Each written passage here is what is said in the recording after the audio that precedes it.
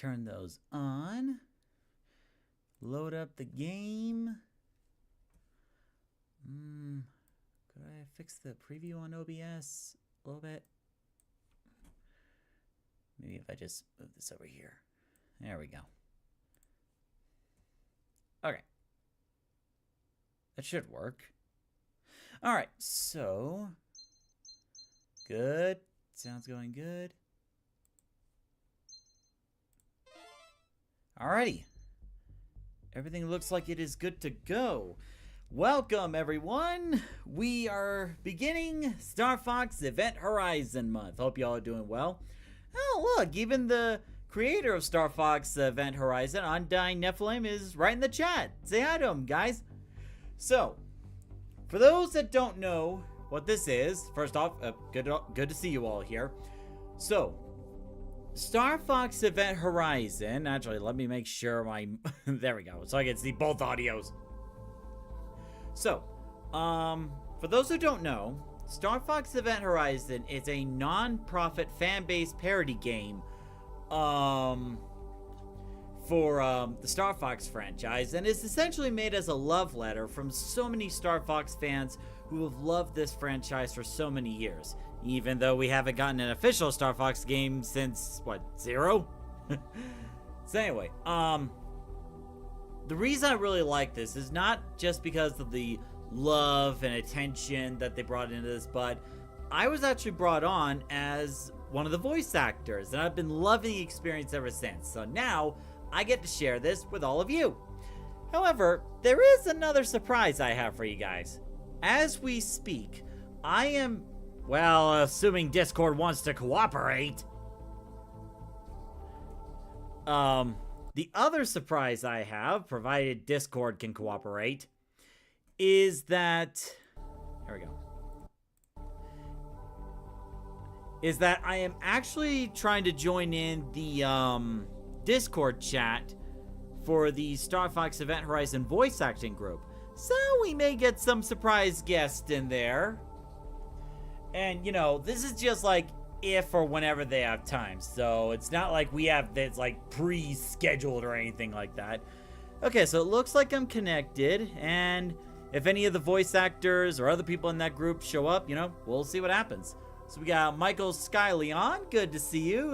Nice to see the comments on both Twitch and YouTube. Very nice. We also have Connor Z Creates. And we got the man himself, Ice Cream Man. So it is going to be very awesome. All right. Now, I do have to mention a couple things before we get started. First things first. So before you even jump right into the game, there are quite a few settings you need to play around with first, like the scale factor of the text right here, very important. Let's see, Michael Skyland says, I hope Crystal makes an appearance. I'm a huge Crystal fan. We'll see. I don't want to make any promises because, like, you know, this is just, you know, something I do, but if people do show up, that's awesome. So it's like the sensitivities for the controls, and also I've lowered the sounds for effects and music because, one, some of the stuff is like copyrighted music, and two, I want you guys to hear as much of the voice acting as possible because I gotta tell you, there is so much love that's been put into the voice acting. Such amazing voice actors, such amazing attention to detail, and I want you to hear it all. But if for some reason you have a hard time hearing the voices, let me know. I can make the adjustments. You also notice that the skill level is set on easy. Now you might be thinking, Steven, you're a great gamer. Why would you put it on easy? Yeah. Let me tell you something a little bit. So, Star Fox Event Horizon is a modded game based off the engine of Free Space 2. Free Space 2 was released around, like, what, the 1990s, early 2000s? Let me take a look real quick. Okay, so Free Space 2 was released in 1999. Games around the 1990s and the 2000s were hard as heck. You were considered a gamer just for beating the game. And there were even some older games that, you know, taunted you for playing easy mode. but it's like, I want to try to show off as much of the game as possible. So, there you go. Now, for setting up the controller, this was quite an involved process because first you have to download gnosis.net as like the software. I'm just making sure everything's going right. Good. First, you have to install gnosis.net. That's the mod that allows you to run Star Fox Event Horizon. Second, you need to add gnosis.net to Steam as like a non-Steam game, because that will allow you to map the controls on the keyboard to that of a controller. So it's not like you can just plug a controller in and then, let's see, Undyne Nephilim says, did I ever send you the video? Oh yeah, like, don't worry, like, I set everything up and tested it all before I even started this stream. Because, you may have noticed in the file selection, there was a file named test. And that was basically my test run to run the controls. So you got like the default controls right here. Then you have my original set of controls, which was recommended. But I tweaked it a little bit and added for Toasterback controls 2. So basically, what you're seeing here, like 1, 2, 3, 4, 5, or Q and T, basically the keyboards are matched to certain buttons and controls on here. So if you're curious about trying this out for yourself, I could try to find those videos again and then send you the links. Because like, Undying Nephilim sent me the links to the videos and they helped me out tremendously. Alright? So I just wanted to go over the technical stuff before we get into the game. This is Connor of Star Fox Support Unit ready for action. Nice. Alright. I think I've stalled long enough. Let's go ahead and get into the game. Oh, and there's also a simulator where you can actually, you know, choose the different, you can actually look at the different R-Wings and stuff. And then there's Mission Simulator. Now, one thing to know about this game, much like the Star Fox games, like Star Fox 64 particularly, and Star Fox Zero, there are branching points where your actions or choices will dictate where you go on the map. You all have... oh, sorry, Michael Skylon. Sorry I missed your text. So, Michael Skylon says, but either way, hearing the other voice actors will be epic. You all have made this game special. Well, thank you. Thank you so much. So, here in the mission display, you'll see what missions are available. Now, I haven't started any yet, so, like, it's probably not going to show up. Now then, let me see if I could do something. Control-Shift-S, was it? There we go. So by using Control-Shift-S, we can take a look at all of the missions that are available in the campaign. Now, the reason I bring this up is because I want to show you all of the levels. Whether they were... Secret says, what do you mean I was assigned to support on Team Star Fox? I was hired 30 minutes ago. Would you like a job? Starting now? Oh boy, wouldn't I? You're fired. Alright. So I'm just going to show you that. So we're going to deal with this, so we're going to go through this as we go along, but if there are any branching points, we will go over both paths, so rest assured. Shh! Okay, okay, sorry. What did I do? Okay, so this is a logo.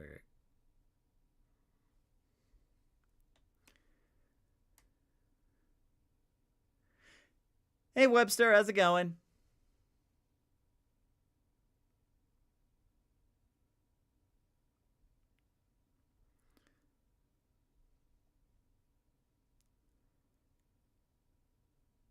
I forgot about the loading screens of old games. Okay. Sorry. So let me actually start the game right about now. So Papatoon, a remote outback world. Papatoon's position at the edge of the galaxy has made it a target with very little strategic value. Coronari held the Papatoon Mantis. Okay. My son, the day you've been waiting for has come. Today, I'm going to train you to fly the R-Wing. I've set up some exercises for you in orbit of Papatoon, and you'll learn how to move, maneuver, target, and yes, I'll teach you how to shoot things. I'll be letting you pilot the old R-Wing X-01. It was the first fighter craft I used when I formed the Star Fox team, and I still think it's better than the Cornerian fighters. Please try not to wreck it, Fox. Yeah, for James McCloud, they actually got a very well-known voice actor. Maybe not like an official voice actor per se, I don't think. But a very well-known one. He's a very amazing voice actor. For the life of me, I can't remember what his name was. Now to make sure that all the controls work. So, like, the tutorial was basically my testing grounds. Good luck.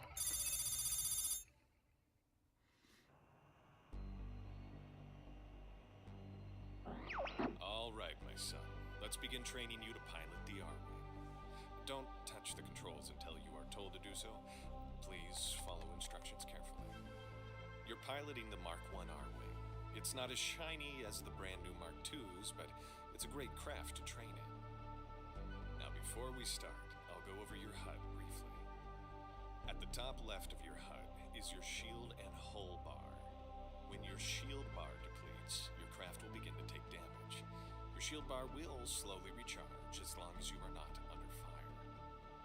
When the hull bar depletes, your craft will explode. You will need to find other means of repairing your hull when it takes damage. Underneath these bars is your kill count, displaying how many enemies you have destroyed in your current mission. Now at the top center of your screen is your mission directives. These will give you an idea of what you need to do to progress your current mission. In the top right is your boost and overheat bar. I will go into more detail on these later. Underneath is a timer that displays how long you've been active in your current mission. Below that is your weapon display. It will show all the weapons that your craft is currently equipped with, as well as which ones you have active. Alright, let's start moving the R-Wing around. Once the R-Wing is activated, it will constantly move forward. I want you to steer left and right, and make your way to the vector that I've marked on screen. Alright. Okay, son. R-Wing activated. Okay, cool. The controller works. Move it around and around and around. Great work, Fox. There are times you might want to slow down without completely turning the R-Wing off. It's as simple as using the brakes. When I activate your R-Wing and it has accelerated, I want you to press and hold the brakes to slow it to a stop. Okay, slow her down. Now remember, it shows the buttons on the keyboard, but you just gotta remember which key is tied to which button. Good job, son. Slowing down is one thing, but going really fast in the right moment can save your life. The R-Wing has a powerful afterburner to accomplish that. This time when I activate your R-Wing, I want you to hit the boost. Hit it, Fox. Secret says, so in some off-topic news, I beat the Elite Four a week or two ago, and I'm going to have a 3DS soon. Oh, nice! Where'd you get the 3DS from? Didn't think stores sold that anymore. Was that on Amazon?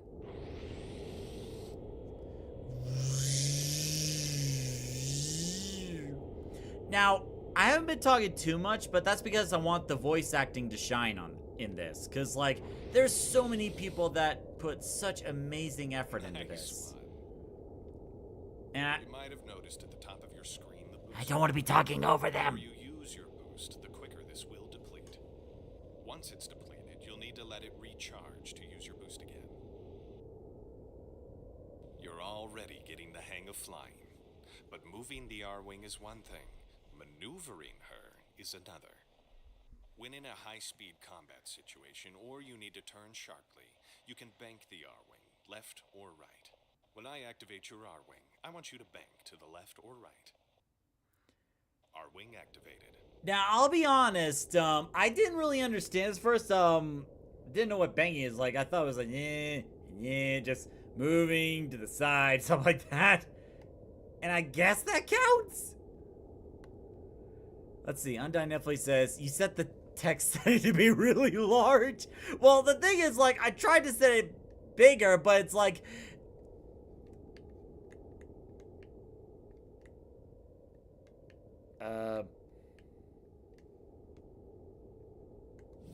Great work, son. Okay. How about we try something a little more crazy? Banking is great, but sometimes you need something more to stop enemy projectiles. Hold on. Michael Skyland says, what controls are you using?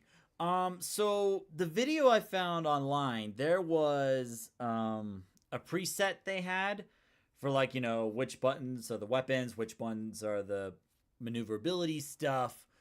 But I tweaked it a little bit. So, like, I'm using this, but, like, the reason you have to map the controls is because back in the days of, like, the 1990s and 2000s with PC games, we didn't have the ability to, like, just plug in a controller and suddenly we could play a controller like this on a computer. Oh, no.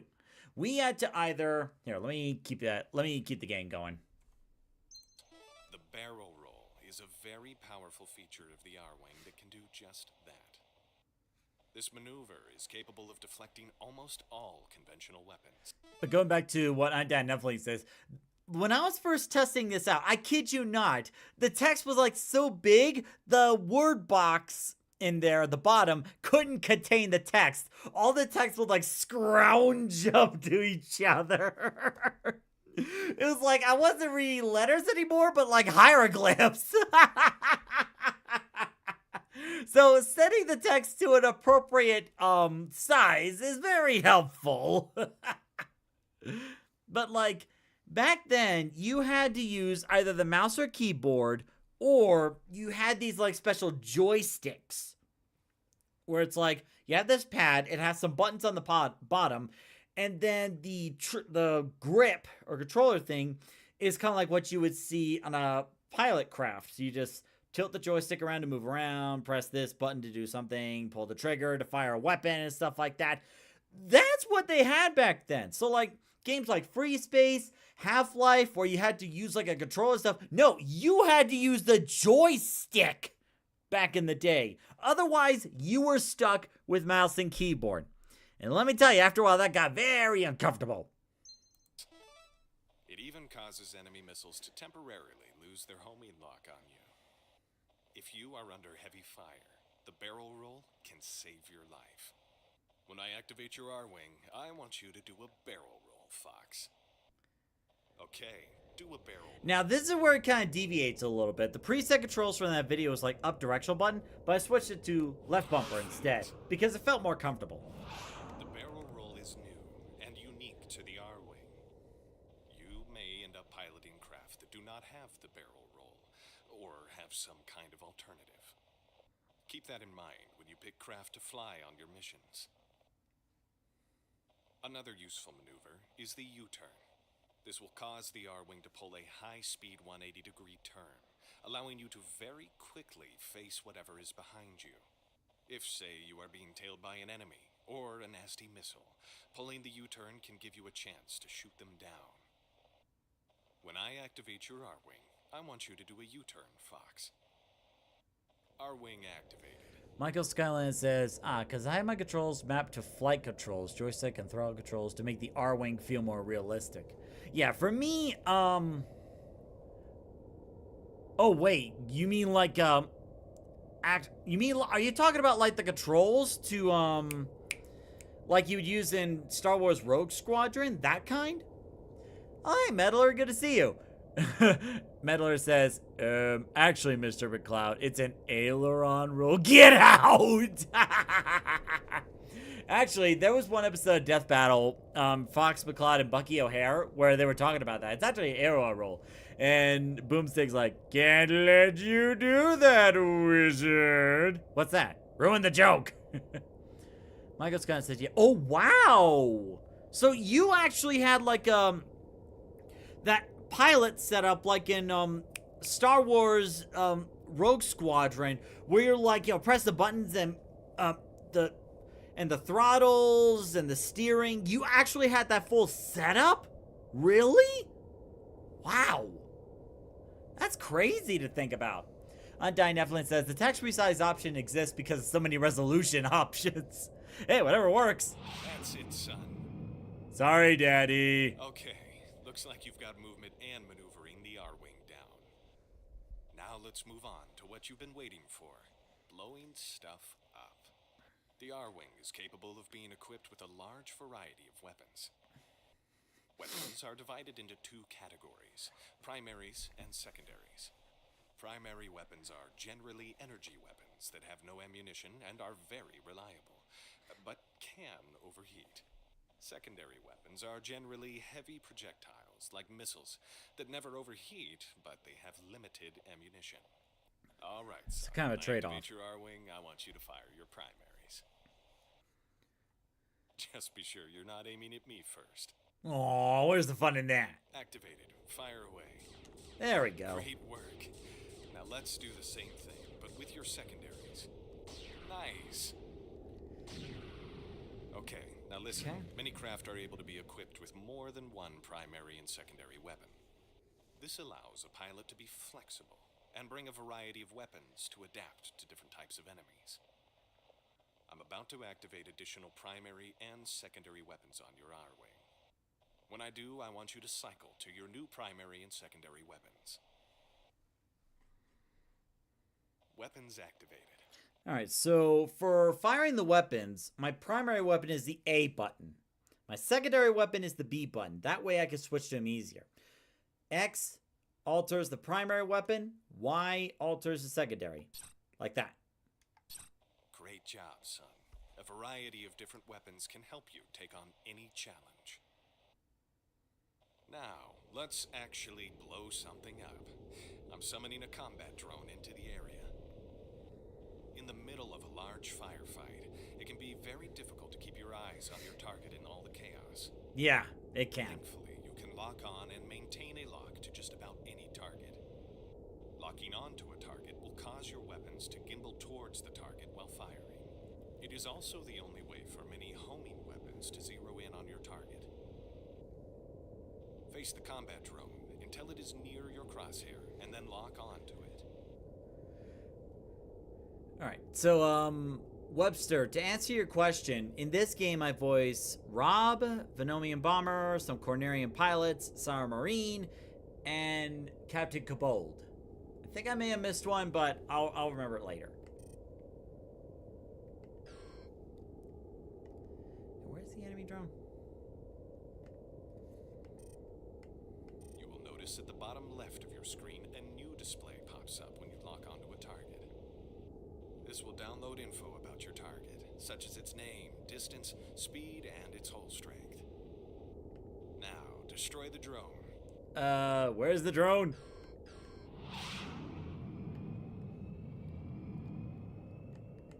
There we go. Okay. We're good. We're good. Yeah, I noticed the text kind of scrunched up a little bit. Well, maybe I can mess around with the settings later if it becomes a problem.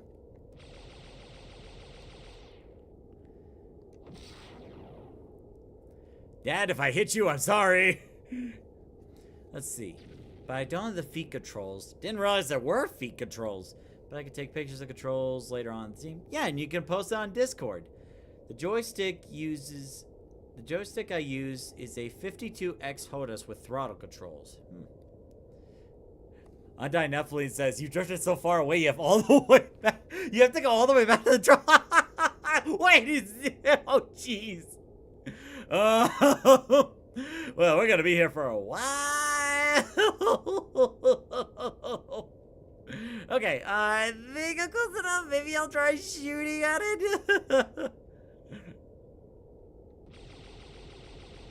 Am I hitting it yet? Am I hitting it yet? Am I hitting it yet?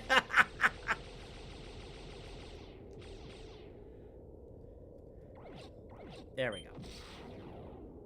And down you go.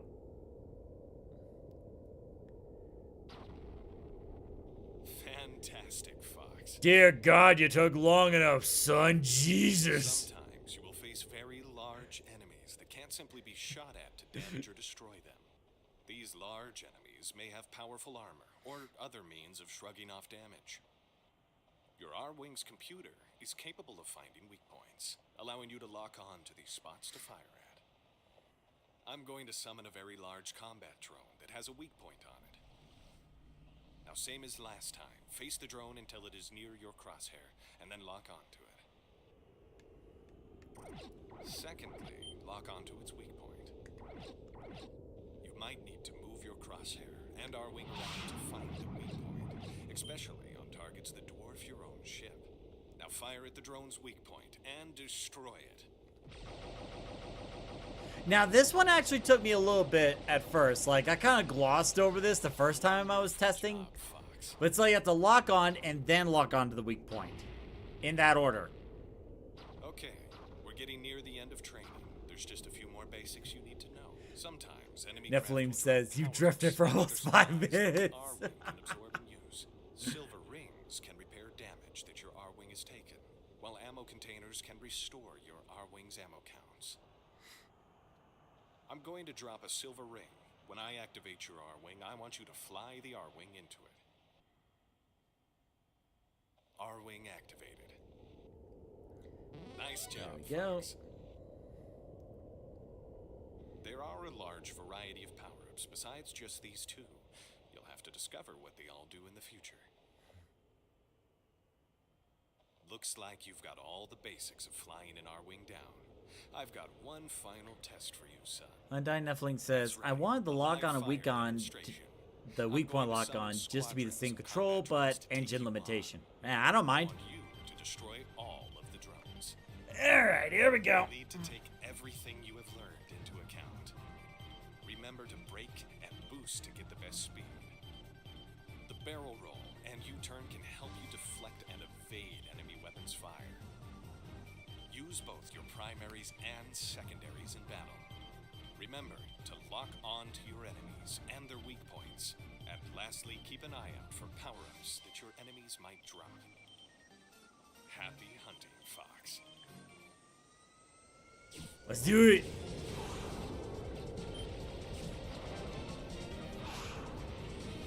Oh, this is so awesome. Whoop. Okay, I flew too fast.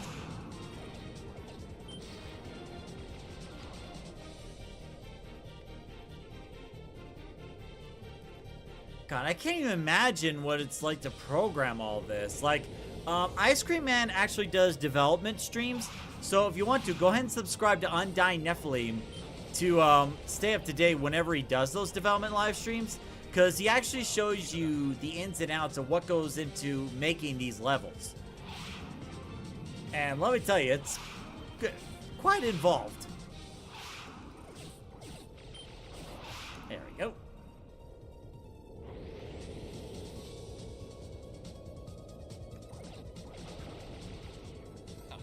Great work. But now multiple drones are going to attack you at the same time.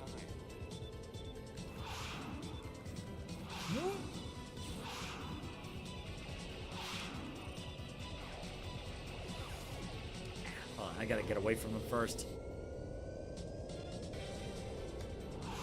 And you'll probably find this quite often where you have to boost away from enemy, U-turn, and then attack them. Because like, if you get too close, you can't hit them. Plus, if you keep running into your enemies, you actually take damage. A lot of damage. Whoops, why did I do that?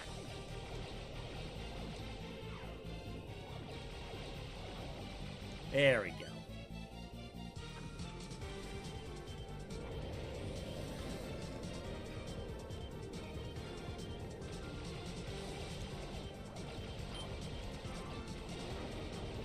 Here comes a larger drone. Watch out.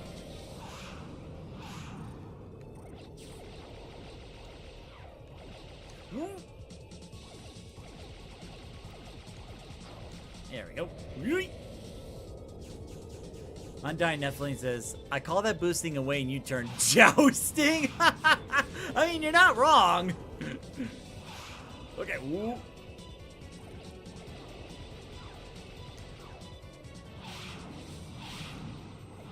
Whoa.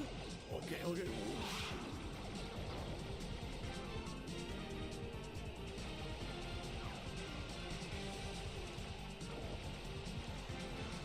Come on. There we go. Woo.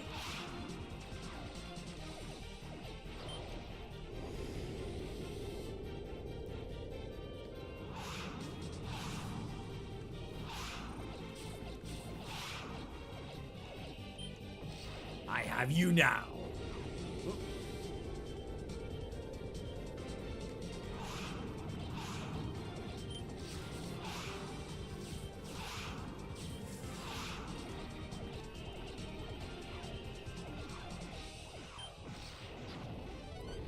Go.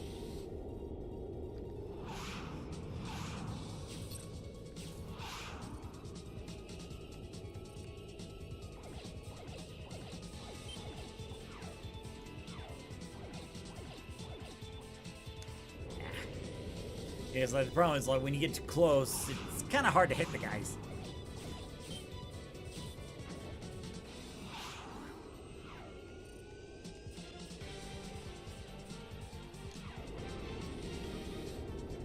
Go.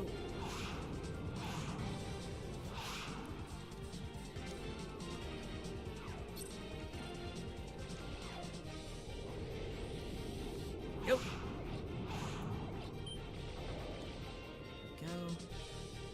Okay, I think there's only one left, that big guy.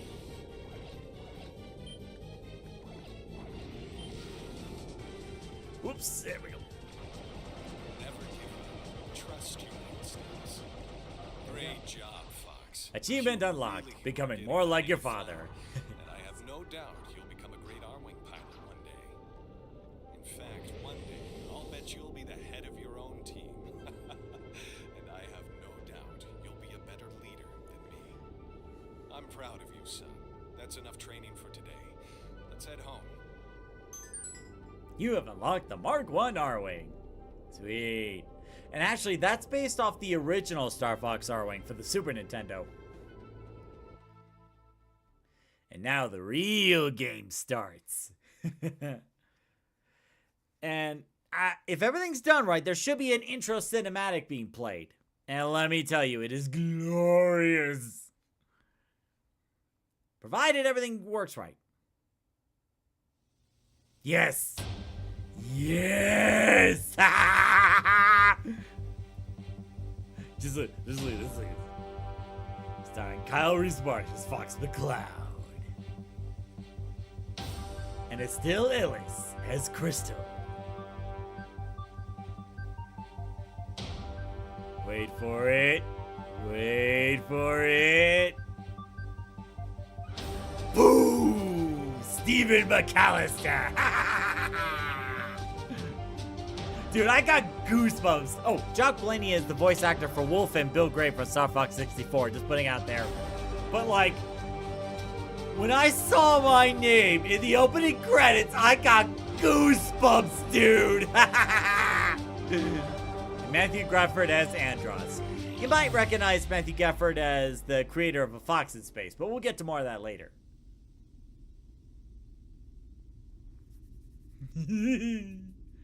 Also, can you guys see the cutscene okay? Everything good? Video, audio? Michael Skylon says, I saw the level he was working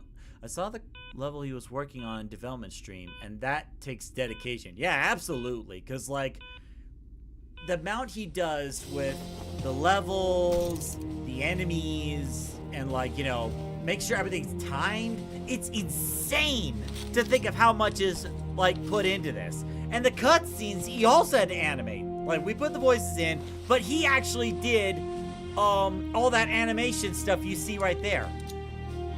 It is insane how much love is put into this.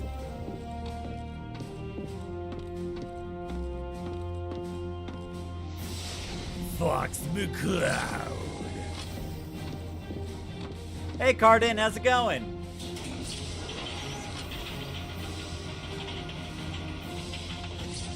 Oh, here we go, here we go, here we go, here we go!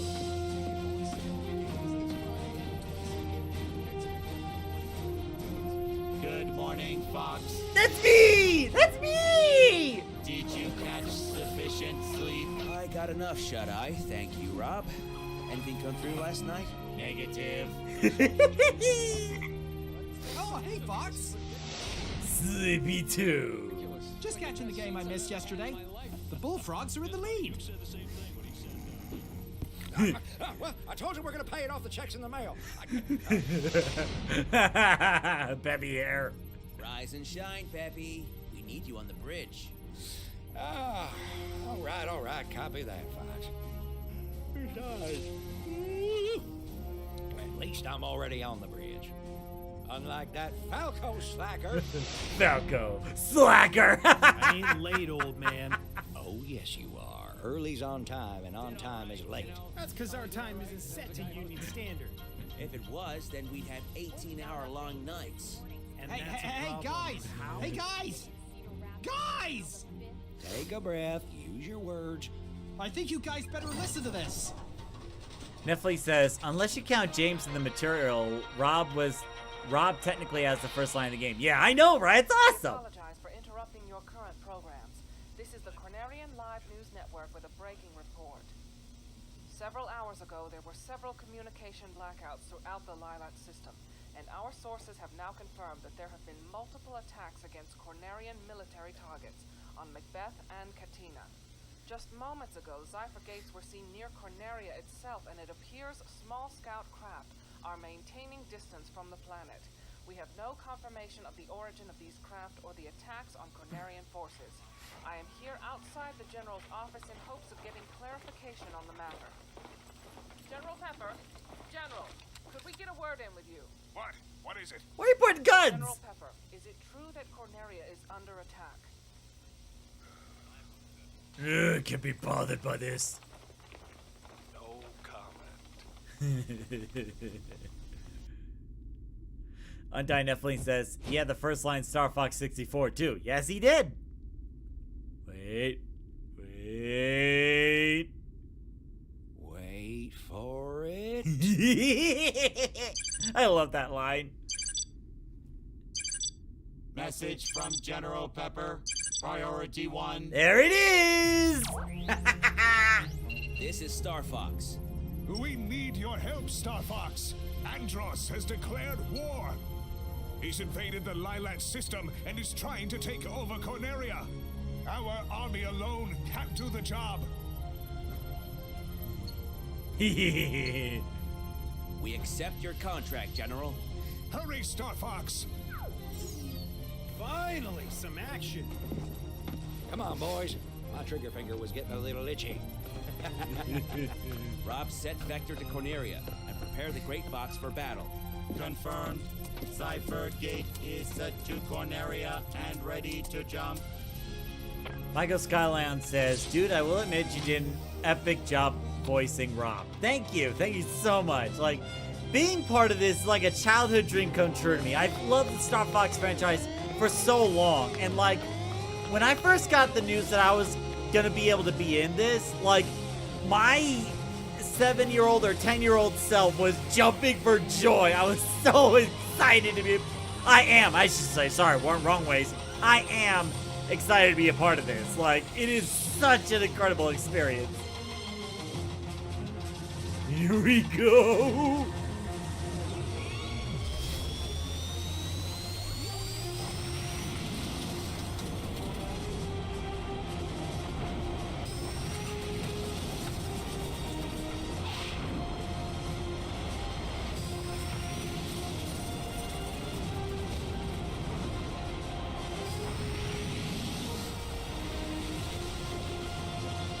That's all of them. And there's the Great Fox in all of its oh my god! I didn't notice those side turrets before. Oh my god! When did the Great Fox get that upgrade? Oh, that's such an epic cutscene.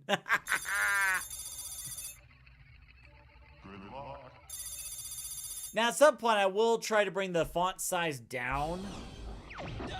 They've broken through the perimeter! Fall back! Fall back!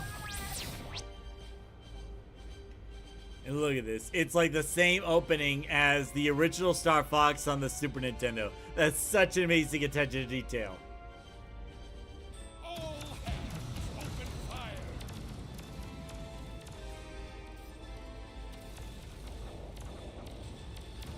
In the name of Andross, wipe out these dark skulls!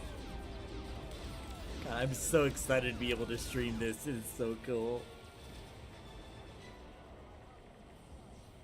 We have entered war zone perimeter.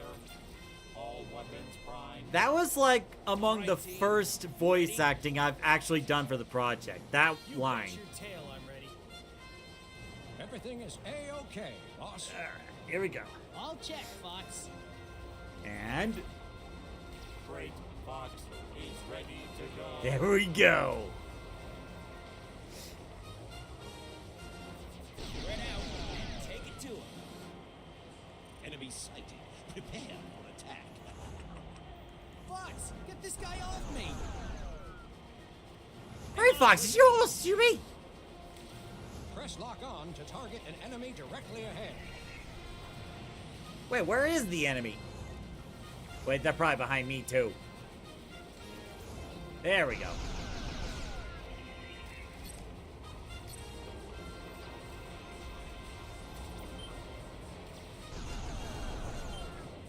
There we go.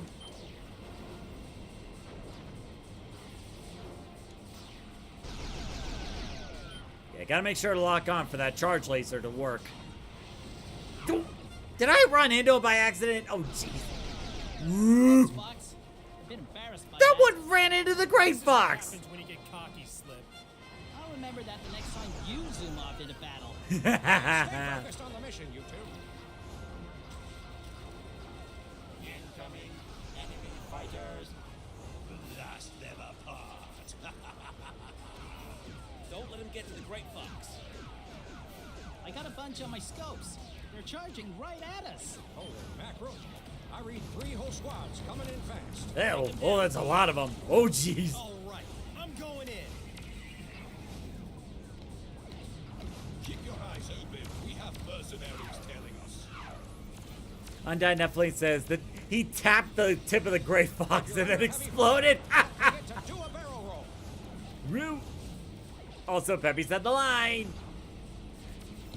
And meanwhile, Rob's like, hey, I just repainted that this morning.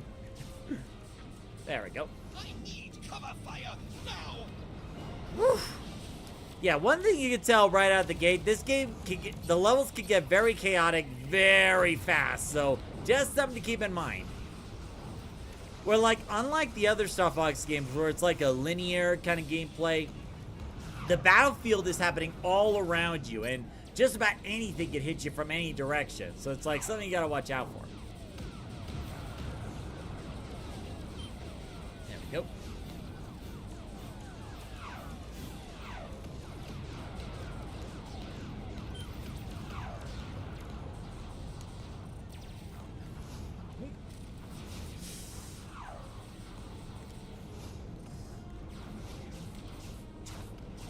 How the heck did he do that? There we go. There's another one down. Yeah. Okay, Star Fox, we gotta need to spread out a little bit. We don't need to be running into each other. Thank you very much.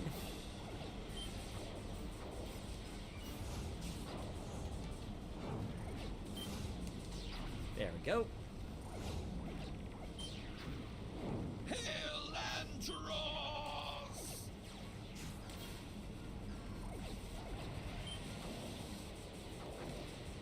There we go.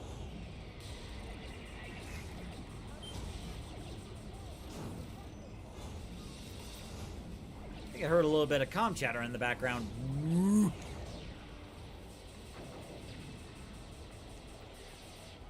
I probably made the wingman stick too close in this particular level. So, you have to operate how each squad member operates in each different level? That must be a lot of work. There we go. Gotcha! Bogey down! Great job, guys. Stay alert. This is Colonel Shears to Star Fox Squadron. We have detected several squads of Stingray fighters in your position. Hold on. Michael Skyland says we got spammer in the Twitch chat. Hold up. Thank you for letting me know. Let's see. Go here. Ban. There we go. All right. Thank you. Yeah. All right. Let's get back here. Okay. I'm afraid our fighter reserves are nearly gone. We could use your help in taking Stop down... firing at me! You can count on us, Colonel. Stingray Squad, form on my wing!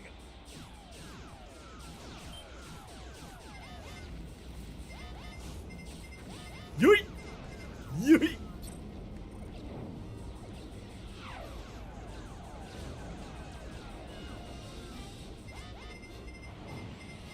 They don't do that in any level except...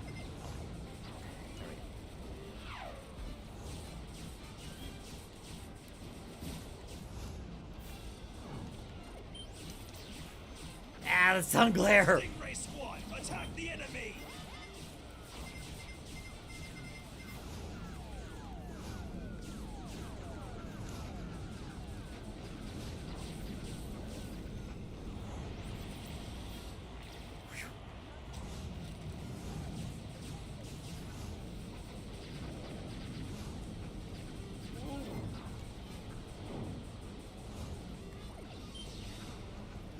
Blast them apart!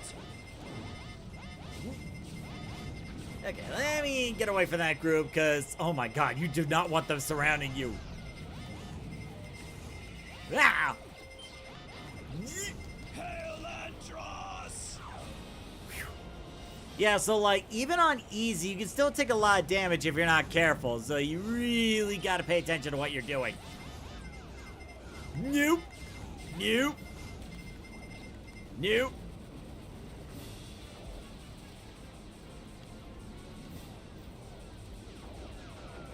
There we go. Alright, only one Stingray left. There you are.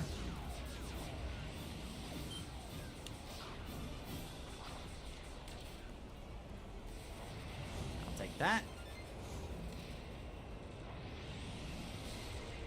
Wait, did I still miss one? Where is it? There you are. Okay. Ow. Team Star Fox, do you read? We need your help. We hear you. What's the situation? Our civilian ships need help. Can you clear a path? Oh man, we gotta help those people, Fox. Roger that. We're on our way. This is not a good place to start. Prepare. Attack.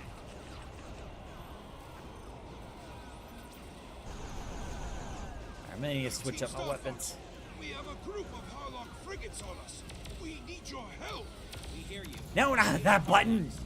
Fox, switch your secondary weapons to dumbfire missiles. They should be able to punch through the armor of capital ships, like those Harlocks. Yeet!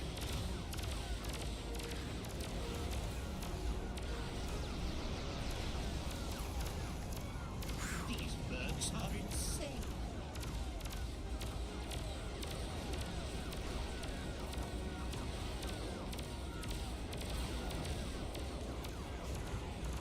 Wait, was I shooting at one of our ships?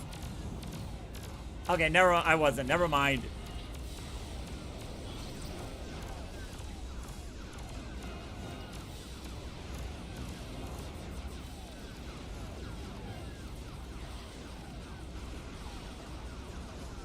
Yep. Thank you, Star Fox. Zephyr drives engaged, and we are in the clear. No problem. Stay safe out there. All right, great job, guys. There we go. done yet. Something big is coming in. He's right. What in the blazes?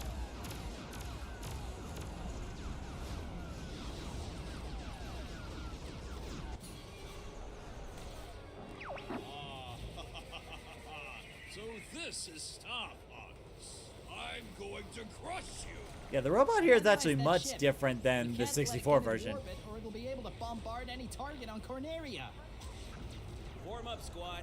Let's take this guy down. Those who cross Andross will die. Yeet! Looks like that ship's armor is just too thick for our weapons. Scanning ship for weaknesses. Watch out for those missiles, Fox. Those missile silos Yoink. actually seem to have weaker armor plating. Go away! Go away! Find and blast them. Remember to lock on the nearest weak point on an enemy ship and focus your fire on it. Oh, wait. I gotta switch to the other one. Yeet!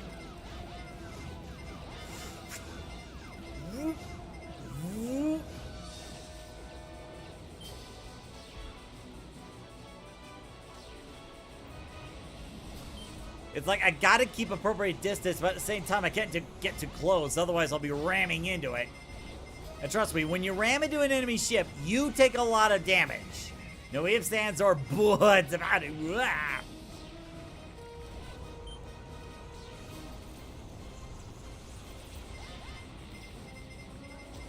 Yeet. Stop moving so I can squash you. I can say the same to you. Wow.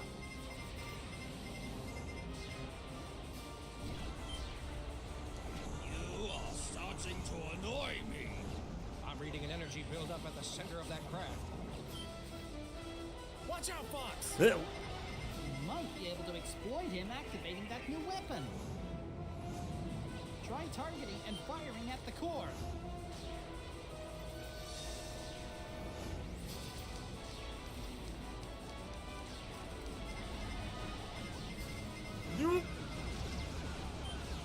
The central core has been cracked. His armor is vulnerable.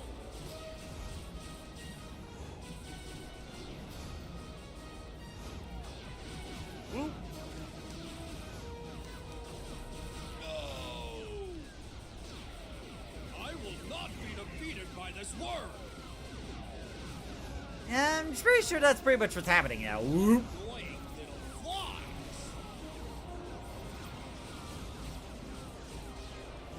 My Emperor, I failed you. Great job, guys. The blade barrier is as good as gone. Don't get comfy yet, boys. I've got multiple distress calls coming from the planet's surface. Looks like a bunch of baddies made a planet side. We've got to help them. Rob, where are they headed? Sensors indicate Venom forces are directing their assault on the capital. And that's where we're headed.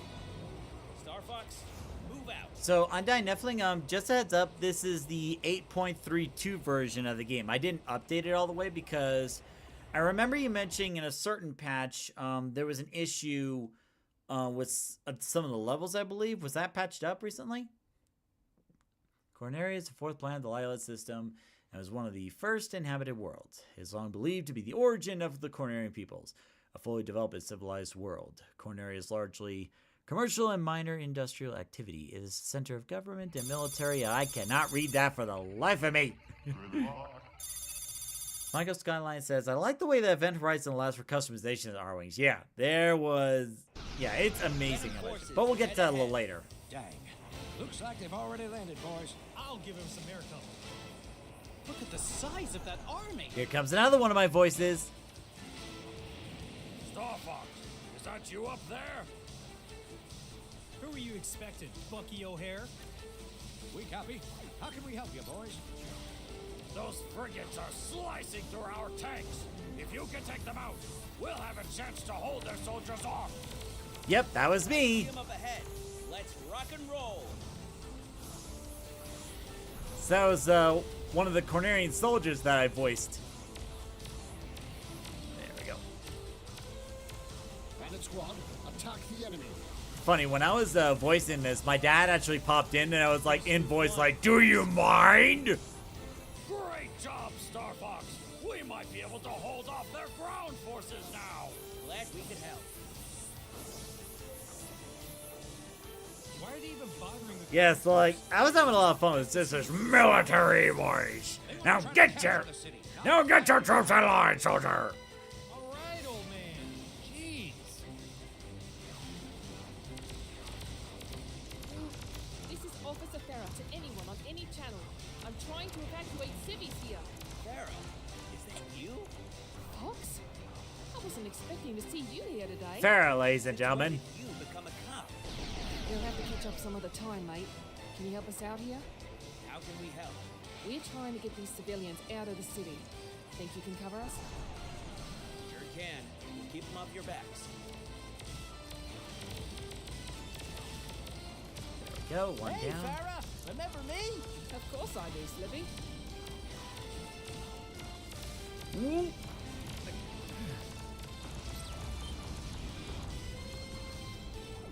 Stingray Squad, form on my wing.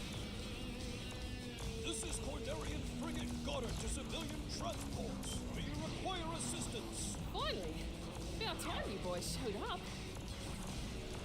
Sorry for the wait, officer. We're engaging the enemy battle group. God, I can't tell if I'm like shooting at the enemy ships or shooting at the transports.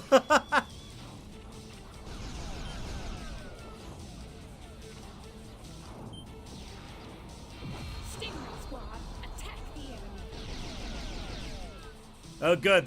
Look at the Great Fox just firing bombardment on that enemy ship. Oh my god.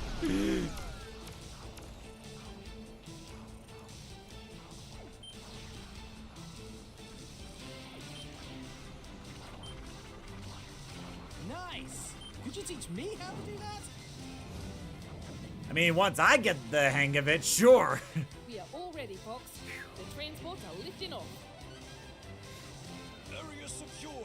Thanks for the help, Star Fox. Catch you on the flip side, Farah. Yeah, the old version where the Great Fox cannons don't aim. Wait, the Great Fox doesn't aim? At least not in this version? Okay, that's good to know. This is General Pepper to any remaining battle groups. Do you read? Star Fox here. Are you all right, General? For the moment, but not for too long. My staff and I are currently in the Capitol Tower awaiting evac to the flagship. We're trying to load our evacuation transports, but we need more time to get as many people as we can out of here. We've detected several Harlock frigates inbound. Join our squadrons in the area and bring them down. We're on our way, General.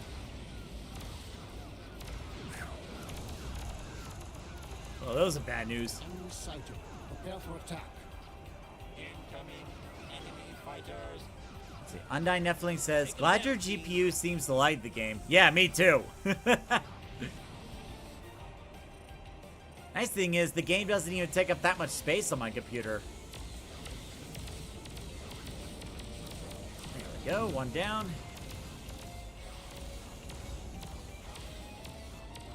Yeet!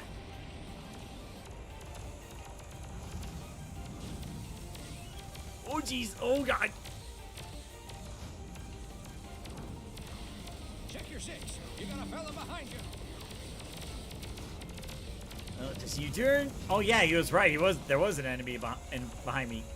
You're being tailed, Fox. Yeah, Peppy already told me, Slap.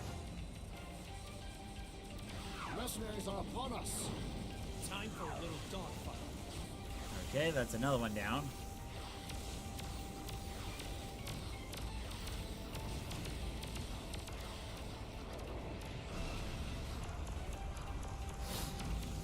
Well, my wingmen. Keep clear. I'm going after that dang army. Oops.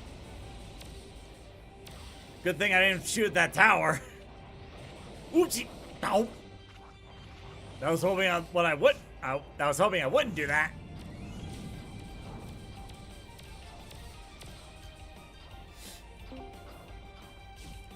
Hello, hello, who's this? Going down. Ah, great job, Star Fox. We just need 5 minutes to finish prepping the transport. Hey, Two-Tone, good to see you. Fox, we might actually have a problem. What goes on? I see your Someone wants to play. Oh, going good. Just playing Event Horizon on live stream for the first time. So for those in the chat, we have Two Tone, the voice actor for Peppy Hare, and later on Randorn. How's it going, man? You got it. You got it. That's me. Yeah. Peppy Hare, Randorn. And of course, Tricky. Oh yeah, I forgot about Tricky. Yeah. Let me switch over. A lot There of we people go. sometimes do, but that's okay. How goes the campaign? So far, so good. No technical issues. Everything's working like a whistle, which is good because I did some testing beforehand. That thing is loaded for bear. Good. Watch I'm out. working. I bet that's Yeah. the big So boss for here. those who don't know, at this mission, it kind of branched down two directions. One, you can wait until the 5 minutes elapse, or you could try to beat the boss Think you can make beforehand. yourself useful and scan this thing, Slip? I'm way ahead. There we go. It's armed with long-range homing missiles, You but got they're pretty 5 slow. minutes. Yep. 4.5 Try shooting minutes. into the missile launchers while they're open. It's gotta be a weak point. Oh god, there's a whole bunch of missiles. Oh jeez. Ah! I'm watching on a little bit of a lag, so Watch out for that Oh chain. wait, I just realized. Hold on, wait. I just realized I could just hold on, Discord. Let me get into the live chat. Hey, shout out to Undying Nephilim. Nephilim. I'll just call him Ice Cream Man. What's up, Ice Cream Man? Yeah. Hold on. There we go. Here, let me share this so that way you can see it too, without the lag. Perfect. Love to see it. There we go. Okay, I gotta get out of here. This is getting way too hairy. Very scary. I represent that comment. Alright, we got this. 3.5 minutes. Yeah, as long as we've been working on this, I've never actually sat down and played through it yet. There we go. This is very refreshing to see somebody blast through as well. Yeah. How's it hit? So when I was doing the test run, oh, hold up. We'll try to draw the fire from the attack carrier. We'll hold out as long as we can, General.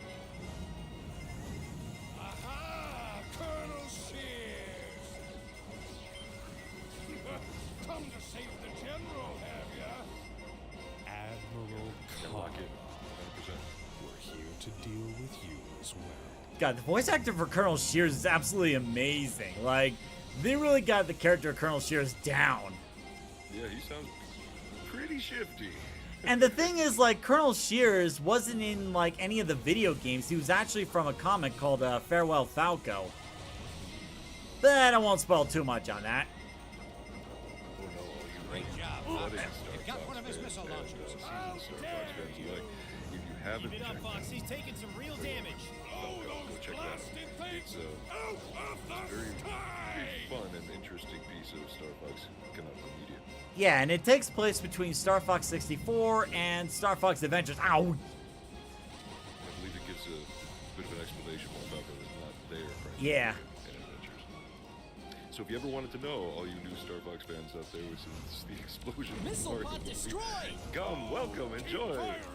Take out that tower! Yeah! Looks like we got his attention. Ah! Oh god!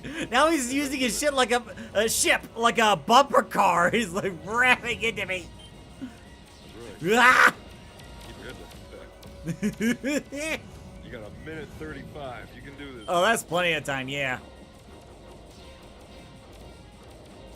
And like when I was first playing this, he was actually going through the city buildings like, Fox, the Capitol Tower is taking a beating. uh-oh. We need some assistance. Oh shoot, I completely forgot.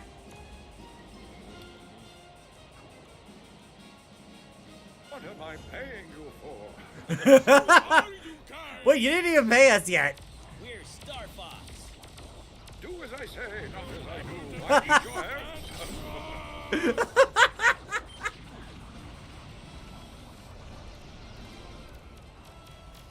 We are moving in to escort you, General. 1 minute.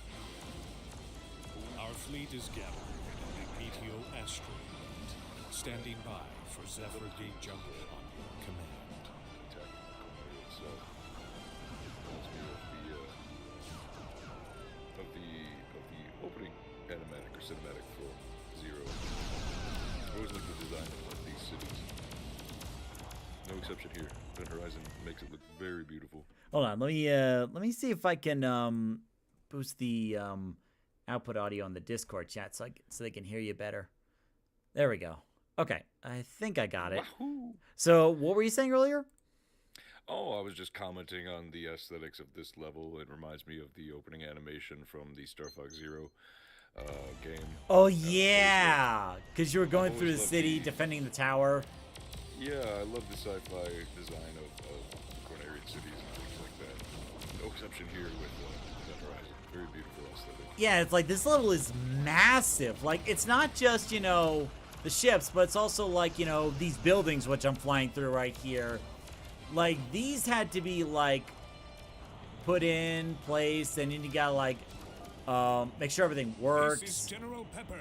All Ow. forces, prepare for Cypher jump to the Meteo asteroid field. Hey, if I ran into it, it works. We are right behind you, General.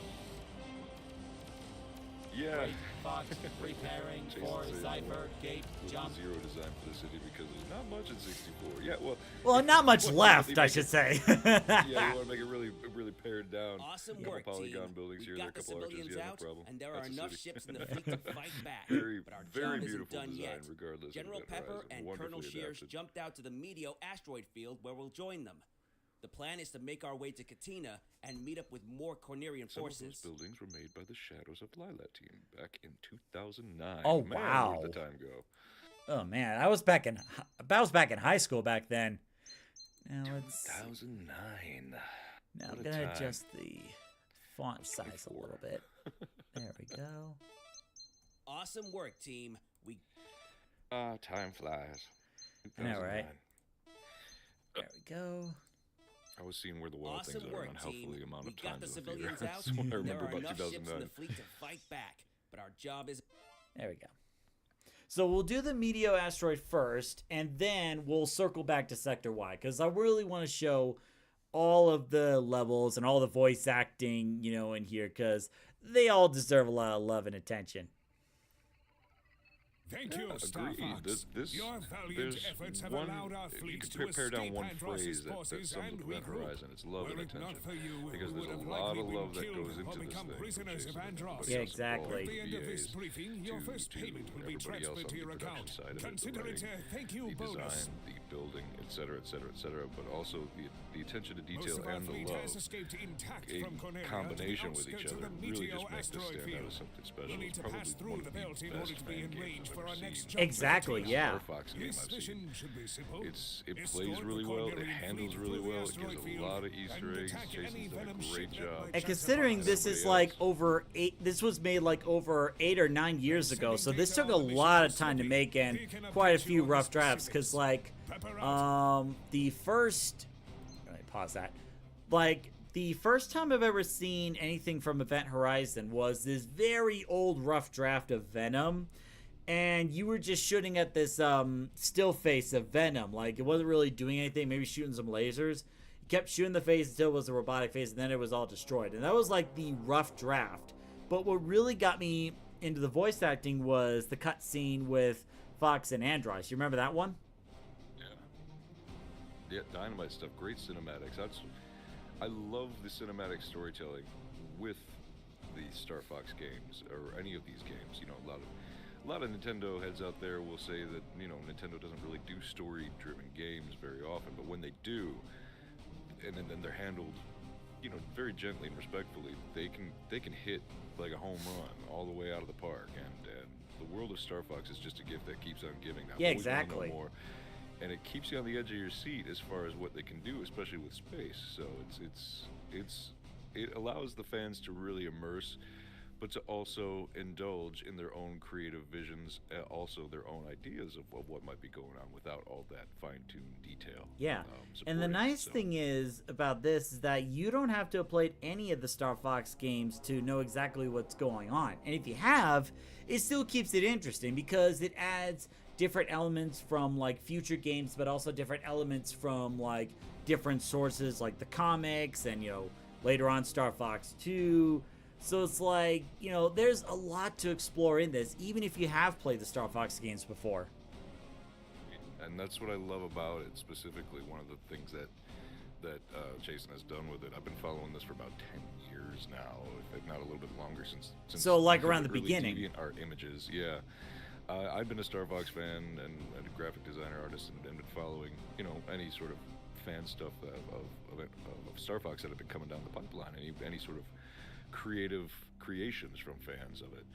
I couldn't get enough, and I stumbled across Ice Cream Man's renders and project ideas, and I thought it was so cool, and been following it ever since. And fast forward a decade or so later, never thought we'd get the opportunity to actually try out for it, to be a part of it. So me neither. Kind of and really, like really cool. When the casting call came up, like I was auditioning for every single role I could, because like I didn't care if I got like one of the main characters or even a random Cornerian pilot. I just wanted to be a part of this. But I had no idea like I would have such a big role in this, you know, with all the different characters I voiced. And with that, the longevity, love, and attention to detail over that period of time, it's very easy for creatives to sometimes just sort of, you know, get burnt out and then sort of give up. But the fact that this has been going on very strong, constantly evolving this long, really speaks volumes for not only the work ethic of Jason, who's behind it, but also of the love for the fandom. And Star Fox fans are hungry, and I will say it, this is probably the biggest and best Star Fox fan game project out there. So it's the biggest and definitely the most ambitious, because there's like so much going into it. Undying Nephilim says the game was pretty much perpetual rough draft until Estelle came along. Oh yeah. When all the tumblers line up in the lock, you know, it just sort of falls into place, and it unlocks the, not to put a metaphor on it, it unlocks the, you know, the whole world for not only hardcore Star Fox fans, but also new Star Fox fans, even if you're coming into it from a very new standpoint. Yeah, like even if all you knew about Fox Cloud is Smash Bros, you could still play this and get a good idea of what's going on. Yeah, and on top of that, the respect and attention to detail that Jason's put into this, not only for the lore of not just, you know, the original Star Fox or 64 or anything like that, but paying attention to all those Easter eggs and fine-tuned details to add to the story and to make it the most comprehensive, immersive Star Fox game experience from a game standpoint, anyway. And it's not like they just put like, oh, an Easter egg there, oh, an Easter egg there. They actually, he actually finds a way to incorporate it with the story. Yeah, and as a Star Fox fan, that's really refreshing. It's getting everything that it always was, plus more, and not only that, but also the full scope of each game experience. So it's a big project, and I'm glad that it's still going strong, and it's only going to get stronger and better from here. So new Star Fox fans, old Star Fox fans alike, let us know how you love Event Horizon, and why, and enjoy its gameplay. Etc. Because not only do we want to know, I want to know too. I love seeing all the positive feedback. There's been a lot of fan art recently. There's been a lot of good video reviews, good stream reviews, Fox, including this one I just here. finished looking at the readouts from General Pepper. I guess this really is a simple mission. Well, except for the asteroids. Want to know what they feel about it and how they enjoy it, because it's Rob will drop a good, gate just short of the general. Oh, look, there's your voice. I'm not just saying that because we got taking 80 the year R lease wings on it. instead of the Great Wings, with 2 fighters on each side, one in front and one towards the rear. So how is it like voicing Peppy? If I remember right, Venom shouldn't be able to track our ships here. Very This should be a cakewalk, Fox, but we'll need to keep an eye out for those asteroids. You don't need to be a mechanic to know those things can do a lot of damage. I'm a fan of a certain age, and I remember this game dropping in '93 and picking it up, and with each game that came on down the line, the story just got bigger and bigger. It really didn't explode solidly for me in story. In the story mindset until, like, you know, 64, of course, that's when it really expanded. But I've always liked Peppy because he's, to me, the character who has, with the exception of Pepper, he's the character who has been there from the beginning, and he has seen it all from every aspect of the war and of the wars and of the campaign, from the original Star Fox team all the way to Command, where he becomes, you know, a general. But he's got a lot of, I've always seen him as somebody with, you know, a wise guiding presence, but also he's got a lot of depth to him. He's got a lot of experience to him. He's got probably some guilt on him. You know what happened with the team and everything, and him being the only survivor.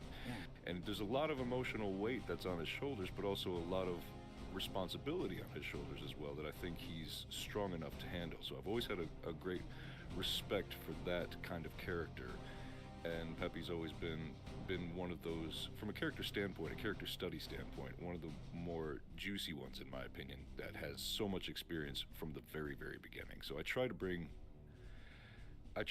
in my personal interpretation of the character a lot of sensibility of the, you know, the wise father figure, surrogate figure, etc., etc., etc., but also bring a lot of fun to him. Like I said in a Jason's earlier stream, I try to maintain that integrity and respect of the character, making him the sage, wise old father figure, that sort of thing. But just under the surface is a wild man that comes out every so often. But it's like you see a little bit of it here and there.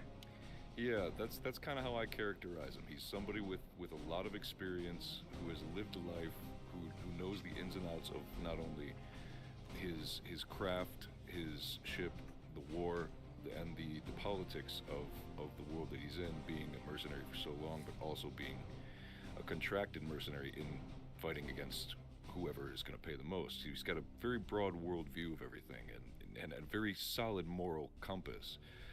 So that's kind of what I try to bring to him, the more dialogue and the more scripts that we get, but also putting my own spin on it. Tonally speaking, I try to replicate a lot of what fans, you know, expect. Rick May being the main influence from the 64 iteration, which I think, it was said before, but I tend to agree that I think the 64 voice cast, I think Kerber said this the other day, the 64 voice cast is probably my favorite. I heard Chasen might have said this. But I agree. They've kind of locked themselves as the standard voices for me. So that's where I started. Yeah, because like it wasn't the first time there were voices in a Star Fox game. There was a little bit of it in the original Star Fox and also Star Fox 2, which was unreleased for a long time until like a few years ago. Like for me, my introduction to the Star Fox universe was Star Fox 64. Because turn up Pepe's volume. Okay, so like for me, the way I got introduced was because of the promotional tapes that, you know, Nintendo was sending out to promote their games. I'm sure you remember that. Oh yes. Yeah. So for me, that was my intro. And like I would watch that video cassette over and over and over again, not just because of how funny the video was, but also because like let's see,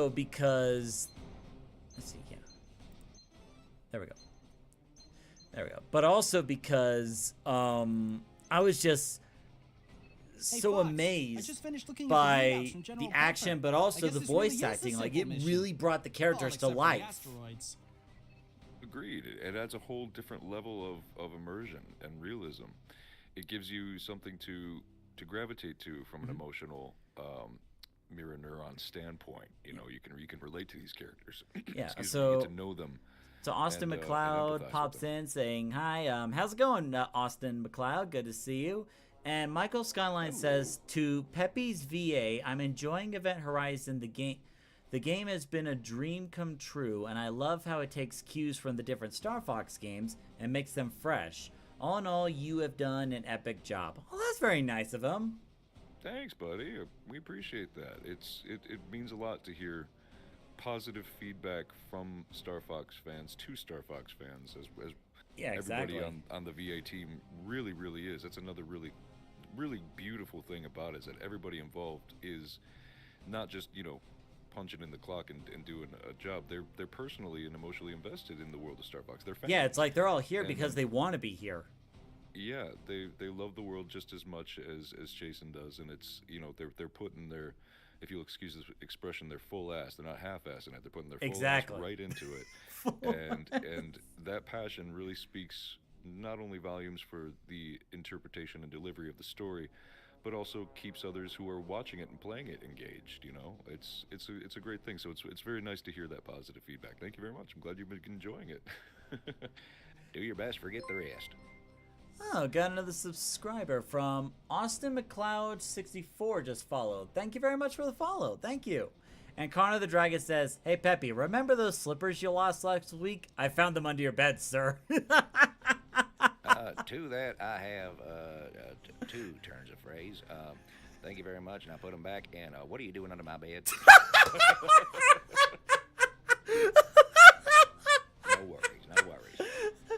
But yeah, it's very fun to hear that feedback, and it's only going to keep getting better from here on out. Yeah. We're in the Star Fox 2 building era, led by Ice Cream Man. Yeah, mind you, And, not all of the Lilac Wars and Adventures levels are recorded yet. Like, we're just, tackling it like whenever the voice actors are available. So it's not like a fixed schedule per se. So we got a good portion of the levels voiced so far. But there's still quite a bit to go. We still got some work done. I think the next one we're working on is Titania, last I checked. Yeah. Oh, yeah. I pestered Jason sometimes saying, "Hey, got any scripts for me? Got any scripts for me? Go ahead and send them my way. I don't care. I just want to jump in." Yeah, it's like, oh, wait, I got to get these lines recorded. Hold up. Undying Netflix says, I heard Captain Kabul in that laugh. Hey, spoilers. Yeah, you know it. You know it. Give you something to look forward to. Rob will drop a gate just short of the General's fleet when they enter media. Absolutely. We'll be taking the R-Wings instead of the Great the Star Fox 2 campaign. Two fighters after that, on each side. We've done One in Lilac front Wars. We've done one a bit of towards the Sorrow. rear. We're doing Star Fox 2. Next place to go, I would assume, is Assault. Seems like the direction to go. Shouldn't be able to track our ships here. And There should be a cakewalk, Fox, but we'll need to keep an eye out for those asteroids. The straight up event You don't need to Horizon be a campaign, mechanic to which know those I'm things can do a lot of chomping damage. at the bit about. From what I understand, there's going to be a follow through into the That's all we original got, Fox. Oh, before I interpretation forget, or original check the hangar Star bay and make Fox sure Event your Horizon R-Wing has the right campaign. That's got equipment. me. I'm just curious what Ice Cream Man's going to do with Star Fox 2, like the direction of story is like, I've never seen that kind of direction before. Perfect for those large asteroids. And I love that. Star Fox 2 kind of really lends itself to interpretation. The game itself is, well, when they were going to release it, it was about 95% complete, and then they canned it. I don't know how complete it is when they released it in 2017, but playing through it multiple times, it's a pretty easy game. Yeah. You can beat it relatively quickly if once you get the hang of it, but the story elements introduced, introducing Star Wolf and the multiplayer format of defending Corneria, that's pretty much it.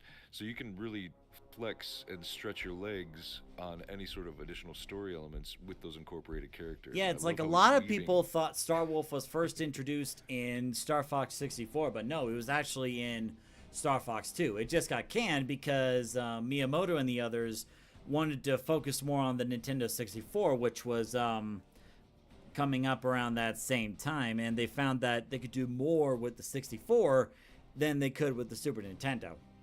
Yeah.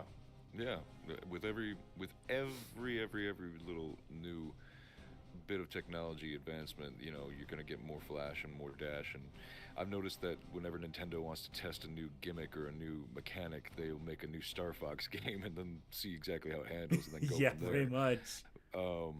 But that being said, there's the story elements of 2 are very, very sparse. So I'm very intrigued on seeing how Jason is weaving his personal narrative with this, incorporated with all the other narratives that are running in a linear fashion of this timeline. And that's what I really also enjoy is seeing the flow of this of this linear story happen all the way to the end. It's like not only just the story moving forward, but also like how the characters are changing and developing over time, because some changes do happen that affect them. Yeah, I've been trying to keep a good timeline as far as like how much time has passed in my head the further on down the line that we go, because I know Peppy gets increasingly older, and depending on how like by the time of Assault, he's just about ready to retire. Yeah, not so much up here, but maybe down here, a little bit of an older man. Baby. Yeah.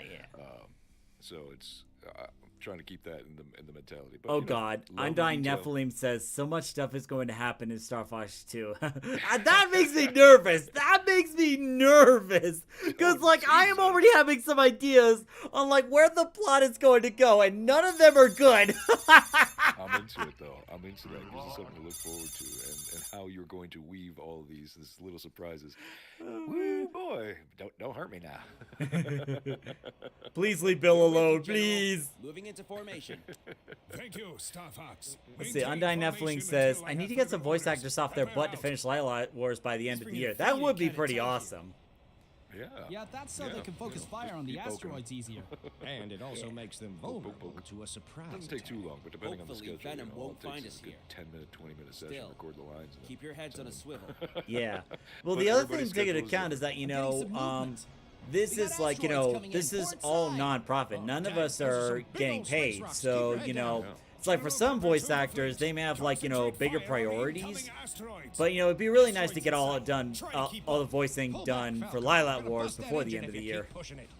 Wait a minute. Voice actors get paid? That is the first I've heard of it. Where is my compensation? We still need to pay off the Great Fox. More incoming asteroid contacts on starboard. All ships, post up. Split the fleets between the port and starboard flanks. Capital ships, target the larger asteroids. All fighters, clean up the smaller debris. It's just something that is still so enriching and still so delightful. You know, everybody's schedule is different, but we're still fans. We're still passionate. We've been working on this, what, 3 years now? 4 years now? Yeah, that sounds about right. I think it was like 2022 that I was brought on board. So, like, yeah, it should be about 4 years now. Woo! Yeah. Oh, watch it. Big old space rocks. Well, it's good to know that they're actually shooting down the asteroids, too. That way it's not, do I have to do everything around here? Yeah. Gotta fine-tune that AI precision of yours there. Tweak that 64 to a 65 and we're good. Wait, how did I die? Yeah, let's forget about that. The Meteo asteroid field. Boy, oh boy. Bob and weave. That's all I got. I was thinking instead of zagging. We're with you, General. I wouldn't go in there Moving willingly. into formation. Here we are. Thank you, Star Fox. Maintain formation until I have further orders. Pepper out. Let's see. He's bringing the fleet in kind of tight here. Undying Nephilim that's says so they at least can you die at the focus start fire of the on the level. asteroids Oh, that's easier. the other And thing it about also old makes games them like this, vulnerable to a is that surprise if attack. you Hopefully, die, Venom won't you have find to us start the whole mission over again. There are no Keep your heads on a checkpoints. swivel. So, Hey, like... I see that getting as a some merit. movement. I see that as We got as asteroids good coming in character port building. side. You know, all of us. Okay, of those a are some certain big age old space raised in rocks. the- Keep your head the down. trenches of the console General wars, Pepper man. to the fleet. If you Constant- lost, you had to do it all over again. It's good conditioning for memory. It's good conditioning for recognizing patterns. It helps. There are no easy outs. You had to really, really want it, and that just builds even more. Yeah, pretty much. Austin McLeod says, as it should be. Yeah, because, like, you know, as I said, old PC games, they were very unforgiving in the past. Asteroids. So, like, it really helps shape, like, you know, focus on doing it right. Keep pushing it.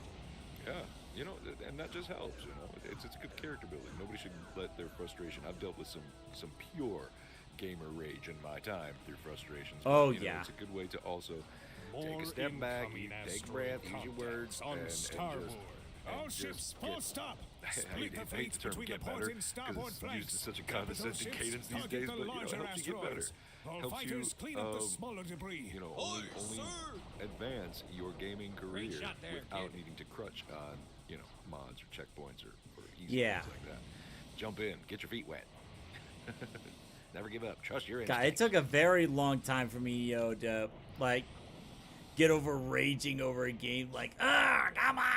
Like, you know, it takes a while to figure out the point where it's like, okay, you know, I need to step back, take a break, you know. That's... Oh yeah, everything in moderation. You know, when you feel that legit rage, you know, if you're throwing your controller at the screen, all right, take a step back, it's just a game and relax. But you'll always be there ready for you for the next time. That's what I love. Games like this and the Good job, replayability boys. of them. Well done. It's just a bunch of that's space part rocks. of the charm. Easy If peasy. I blaze through a game too fast, I'm generally not going to pick it up again. Bring unless us it was a back really fun into experience close and the formation. story is engaging enough. But if I'm challenged, I'll it's like speed running. You just do it better and better and better and get used to it more and more and more. Well, not only that, but it's like too quiet. Oh, he said the line. But it's also like if a game's too easy, you're not really going to be invested, Yeah. And I Weapon love that. signatures. We got Venom ships there hiding in are the field. merits and shortcomings to both got sides of movement that ahead. spectrum. I don't think it's just having all the rocks. mods on Be makes it careful. easy and enjoying It's a it. trap. Games are supposed to be fun. Venom That's what makes you butterfly feel good about fighters it. Then go for it. inbound. If Let's you really take want them to out. challenge yourself, there's also nothing wrong Watch with, out. with Those making things it move harder. pretty And I love fast. that we live in an era now Lock where on you can weapons really ought to do the that. trick. DIY your own experience. How far you want to challenge yourself, or if you just want to sit back and enjoy. Yeah. An easy breezy sort of experience because you love the world. And that's, speaking as somebody, again, as individuals who were raised in those trenches of you have to do it over and over again if you bork it. Yep. It is really refreshing after a time to have that option as well. But it's yeah, all, and the it's other all for thing love. is like there are some games like Jedi Fallen Order. There's like they have these lists of difficulties, but they also have like story mode for those that just want the story. But it's like for me, I try my best not to. I think it's because of the fact that me growing up playing old games where they either encourage you to play more difficulty levels, like, oh, did this really happen? Play the next difficulty to unlock. Or there are some video games where, I kid you not, they actually mock you for going easy. Yeah. those games that have specific kind of attitude, that really tickles my funny bone. I think it when they got that kind of sense of humor and trust that the audience playing it will have that sense of humor as well. Yeah. But, it's just all part of the fun, And, Event Horizon kind of really delivers on that. Jason said he's working on checkpoints. Help with what, Slippy? You got nobody on your tail. Oh, Slippy's always got somebody on his tail. It doesn't matter. Jumps in right to the battle. He's like a laser fire magnet. Laser fire magnet. Somebody's gotta be. It's just part of his many talents. Got him. Gotta work on that barrel roll. Well, I mean, Slippy's gonna have to learn somehow. Yeah. And to that, again, I think this Slippy is my favorite interpretation of Slippy that's come on down the line with Assault being Asteroid cluster detected. Yeah, like These ones with are bigger than the Star last Fox one. 64, I could have sworn Slippy was a girl. It wasn't until many years later I was like, oh wait, Slippy's actually a guy. A bunch of rocks. Yeah, Michael does a great job characterizing him, and Oh, he's yeah. evolved him over the time. He's become my favorite, if not top tier official canon Slippy. As far as yes. I'm Always seeing concerned. what I'm seeing. Same. Looks like a pair of flip It's like, okay, finally, we got it right. We got the Slippy Everyone voice pick a right. We got the I'll keep on the characterization right. asteroids. Like all the tumblers, I'll like again, scrap lined those up. bots. Yeah, Everybody's it's the perfect. Slippy that doesn't Is immune to scratch most the standard ears. weapons. Yeah, You'll need to everybody use that's an been involved in armor-piercing this weapon is like a really, beam. And what really if we don't well got suited one? for their parts on all They're fronts. vulnerable from behind. It's been Go it's after been the nothing but a thrusters. joy to collaborate with you and everybody else.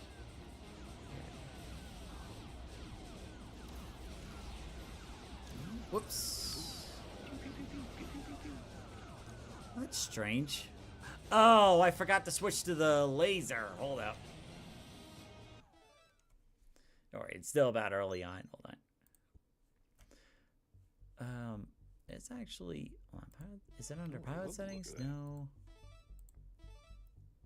Yeah, because I forgot to switch out the weapons. There we go. Yeah, I haven't set up my I've been sitting on a new gaming PC for a long time, but I haven't set it up in my new office yet. Is it like one of those That's customized the reason. PCs?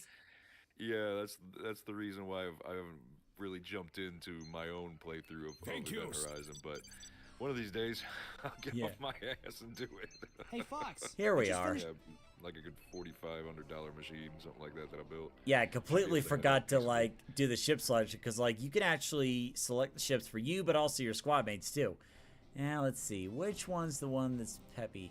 Oh, yeah, Peppy. I think you might like the Mark 1 R-wing. You know, just something you might be more comfortable with. Oh sure, yeah. Love the leg room. The simplicity of the R-wing Mark 1. You gotta know how to handle it. It's not the style of the ship. It's how you fly it.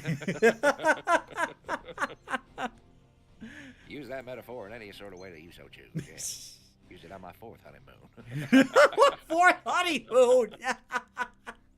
Hey, you know, Vivi and I back in the day, we were wild young things. We loved to go on every other honeymoon every other week. Come on. God, I'm learning more. I'm learning a lot about Peppy today. My God. Michael Skyline says, I see what happened. Be careful not to be around the bigger asteroids when they blow up. Yeah, I think that's what kind of dud me in. If you have both the primary weapons active, this could be useful for dealing extra damage. I don't think you could have both primary weapons active. Here we are. So, let's see. Yeah, so I want the charge missile right here. What? That weapon can't accept... The weapon slot can't accept that weapon type? Okay, do I just move it here then? There we go. Okay, so I switch as a primary weapon. Okay, okay. Now, I guess that's it. Okay. Just figuring everything out. Okay, so don't fire right. Good. And Peppy, I might as well give your R-Wing an upgrade too, because why not? There we go. You. Thank you so much. Well, I gotta make sure you live to retirement. I like new toys. Oh, don't we all? All right, good. Everybody's suited up for that. There we go. I love the options and the variety of yeah, to be able to like customize what ship you fly for one, and then two, like choosing what weapons you want. Like, I know that's kind of like free space thing, but to be able to, like, you know, choose your weapon loadout, like you could just strategize and plan ahead for, like, you know, for different situations. And that was something that was also just, you know, as much as introduced simplistically in Star We're Fox with you, 2, General. Moving into formation. Of being able to Thank really you, pick Star and Fox. choose, Maintain formation until those I have additional further elements. orders. Pepper out. He's bringing the fleet in kind of tight here. It's just we get so Yeah, much more that's to play so they with can now. focus fire on the asteroids. Exactly. And it also makes them vulnerable to a surprise attack. Now, it does make it a bit more to keep track of, but, you know, it's part of the charm for the game, is like just paying attention to what's going on, trying to equip the right weapons for the right situation. Right weapon for right situation. Big old space rocks. Keep your head down. I like that. Situation. This is my situation. For any situation. I swear, Great Fox has fired at me on every single mission I've been on so far. What the heck? Yeah, games with that friendly fire dynamic also really challenges one's precision. Oh, I can fire both of them at the same time? I didn't know that. I thought it was just one or the other. My God. All ships post up. Split the fleets between the port and starboard flanks. Capital ships target the larger asteroids. All fighters clean up the smaller debris. Aye, sir. Okay, there we go. Swoop around. Okay, that one's taken care of.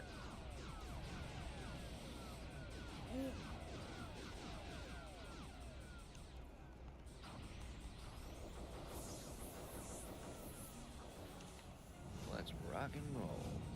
Yeah, I keep forgetting to lock onto the asteroids. That would actually kind of make a difference. Okay, so I think all the other ones are right over here.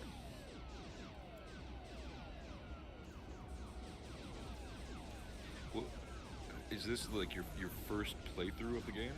Yeah, it's my first playthrough. Like, during the test run, I only went as far as the Cornerian City, because I didn't want to go through too much. Basically, to make sure that, you know, all the controls work, it's the appropriate difficulty, the audio level's fine. Yeah, okay. I was gonna say, if this is like your first real outing, which has been your preferred ship to play as so far? Like, what are you using? I mean, so far the Mark II. Can't go wrong with the classics. Absolutely. I've really enjoyed the versatility of different ships that are at weapon not only signatures. At the player's disposal, We got but venom also ships fighting in the field. The design of I this got game movement as ahead. well. I don't think it's just rocks. I told this Be to Jason careful. before. It's a trap. The used feature Venom look, butterfly a lot of fighters the inbound. technical Let's take them and, out. Mechanical designs. Watch out. Those not things too move sleek, pretty fast. not too complicated, but Lock on that weapons beautiful ought to do the middle trick. ground. That they're just so beautiful to look at. These Help me, designs are guys. really, really cool. Just leave Fox, me watch your salivating wanting six. more. Hey, you're scratching my paint, moron. What do you think, Chad? Yeah, Chad, what do you think of the game so far? Based on everything you're seeing. Help me, guys! And to that, if you have played and indulged, what have been your favorite elements, aspects, and ins and outs, as it were? And if you would want to play the game yourself, let me know. I'll try to leave links to the tutorials, so that way you can map the controls too. It takes a little bit to figure out, but once you do, it works like a whistle. Yeah, that's how I feel about Zero. It takes a little bit to really get your brain suited for it, but once you get it, then it's not too bad. I should have missed Star Fox Zero. Like, say what you will, it was still a fun game. I agree. I mean, I'll always enjoy. I said this before in the last stream. It's like no matter how many times they redo a lot of the same These story ones are elements, bigger or than the retread, or last. reboot, Pepper to rehash, fleet. et cetera, et Hold cetera, et cetera. stop. I just like hanging out in this world Resume with these battery characters. fire on incoming So asteroids. I'll always, Those things are I'll moving always pretty fast enjoy for a bunch of whatever we rocks. get in an official capacity, and even in most cases in a fan capacity. I just want more of the world, you know. Yeah. That's me. I'll pour milk on it, eat it for breakfast. You boys Come on, just seeing keep what it I'm coming. seeing? Looks like a pair of flipbot squadrons. Split up. Everyone pick a target. I'll keep on the asteroids. I'll scrap those bots. Watch out for their armor. It's immune to most standard weapons. You'll need to use an armor-piercing weapon like a beam. And what if we don't got one? That would be They're delightful vulnerable from for- behind. Go after the for my thrusters. kind of mentality. I can hold my own as far as the tech arena is concerned, but any chance I can get for a simple plug and play, you know, plug it in, big shiny red button. That makes it all work. Yeah, it's actually the first time in ages where I like actually had to like configure the controls to such an extent. Yeah. It's glad. Too glad. There we go. Watch out, bogey on your tail. Fox, get this guy off me. I don't know what to tell you, Slim. You're gonna have to figure it out. Be careful, it's a trap. It's a trap. It's a little too late for that, Peppy.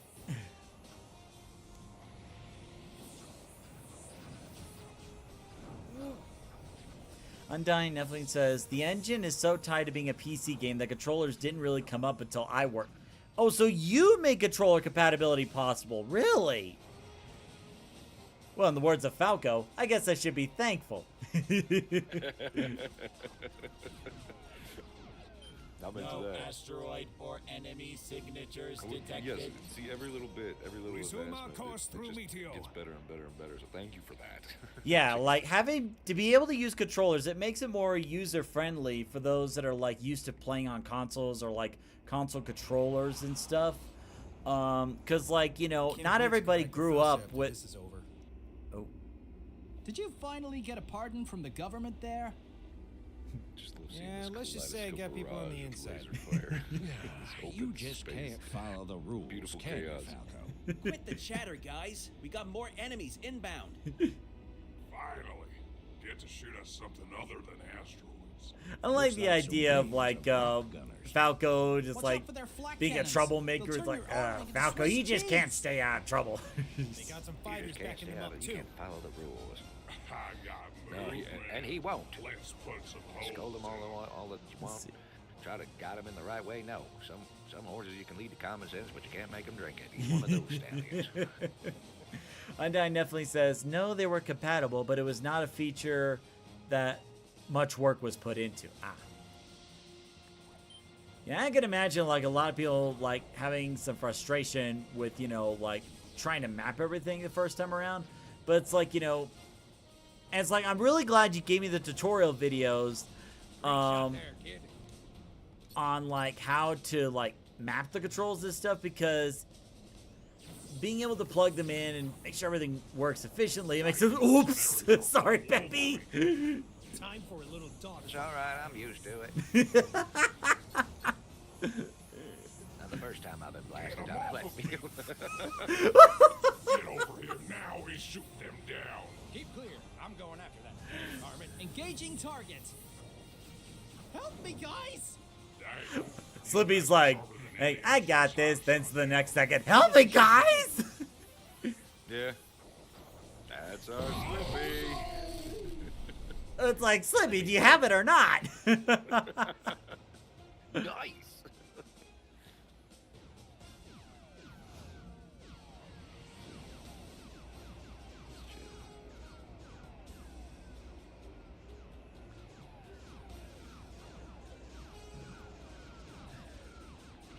I guess we're... There we go. There's more. I was about to say, okay, what are you guys shooting at? Mark 1 R-Wing is too slow. That's all right. You know, sometimes you gotta, not always go fast. Sometimes you need a little more precision work. I remember when I was first testing out the controls were so sensitive. My R-Wing would just go all over the place at the slightest twitch. Massive asteroid threats detected. Holy Stromboli, look at the size of those things! Stromboli? So apparently Slippy's Italian. They can't outrun them. Stromboli. Shut up and eat your freaking bazooka. You heard the general. Language, dear. But that's the freaking guy, Those rocks are bigger than some state. Yeah, what's your language? Got evidence? Well, no, but that's the guy. Can't do anything about it if you don't have evidence. I would watch a whole series of Falco and his Italian family just living day-to-day life.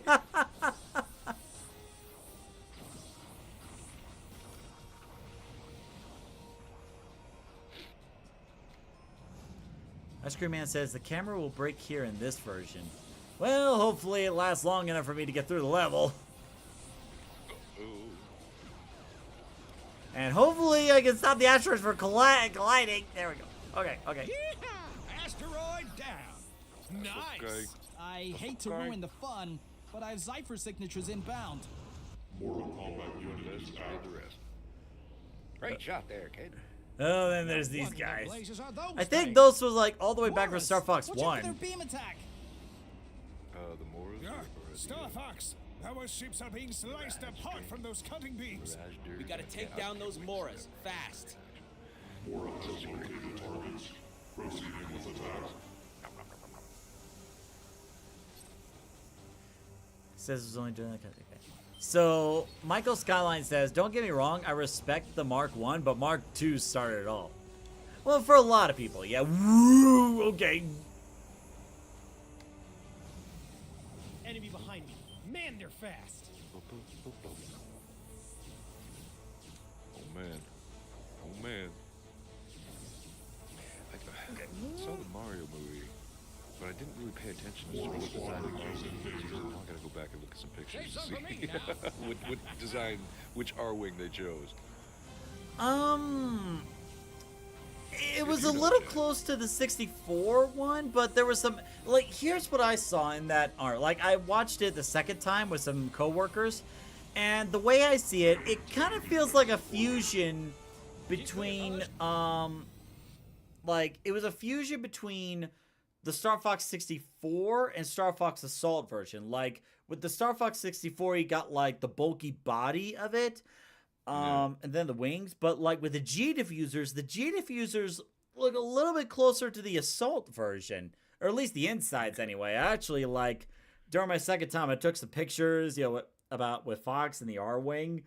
Or just trying to get some good pictures. I'm not going to show them here because that's going to spoil the movie. Go watch the movie if you haven't already.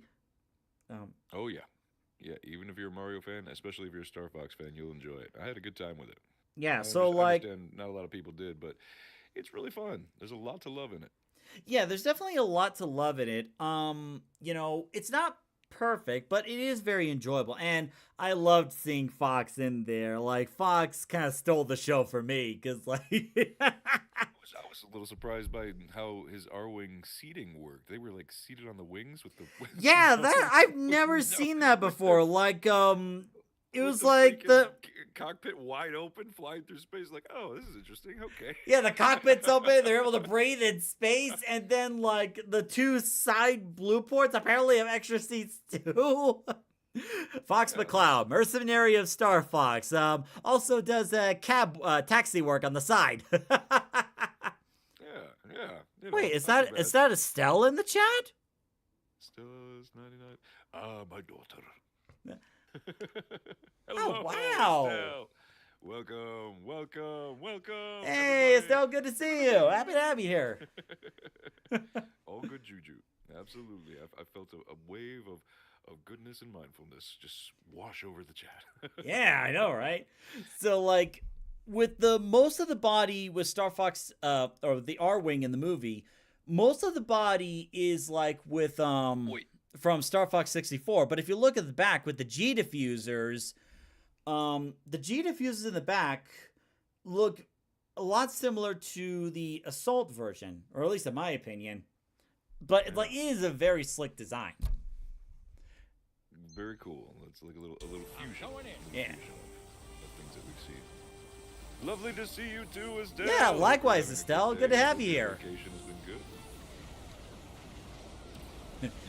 Undyne definitely says it's Rob talking to Peppy. Well, it's because I'm not busy with fixing the other ships again. I'm not finished making you have to work on. Come on, give me that laser back. Whoa! Was it something I said?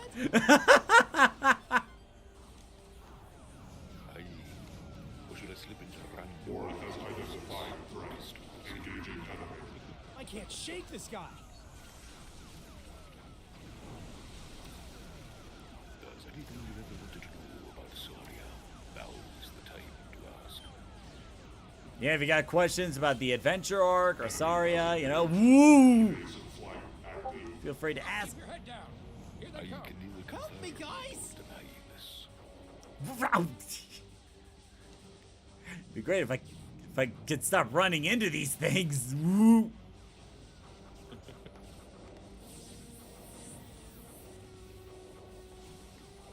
More subjects, get into formation. Let's have some fun. Yeah, all of one more left. Jason, can there be like one little like Easter egg DLC where from the adventures where all of a sudden Good riddance, Tricky you is in an overgrown R-Wing space flying through snakes. I How would he cannot handle allow you to flying go an any R-Wing? further. Oh, there's Just Galacticos. screaming the whole time. Now, I actually auditioned for Galacticos, but I do like this take. Let's see what you've got. Oh, there he goes. My lasers aren't making a dent in this guy. Slippy, can you find any cracks in the armor? Analyzing. Give me a moment. We're no match for that ship. Man. Hold the line. That is in order. I got something. His ship has a structural flaw towards the back. There are 4 vents under his rotating pulsar cannon. Concentrated fire should overload them and blow it apart. There are a lot of very And pretty normal levels. beam I really weapons enjoy should do the seeing trick. the pretty levels. Let's do it. And the different colors. Anyone need a helping hand? Kaleidoscope of chaos, I like to call it. That happens. Oh, here goes Farah. What's up, girl? Now, it's funny how Farah's ship actually has models from the Assault version of the ship. So I thought Yeah, it'd be no, more I useful really like helping that. out here. Little custom rig. Nice custom ship you build. got there, Farah. You let Give me that a join the ride. team, and I'll share this ship's schematics with Slippy. I'm already getting ideas to make the R-Wings even better. You got the uniform. You're still part of the team. Excellent. Let's kick some monkey tail. Nice.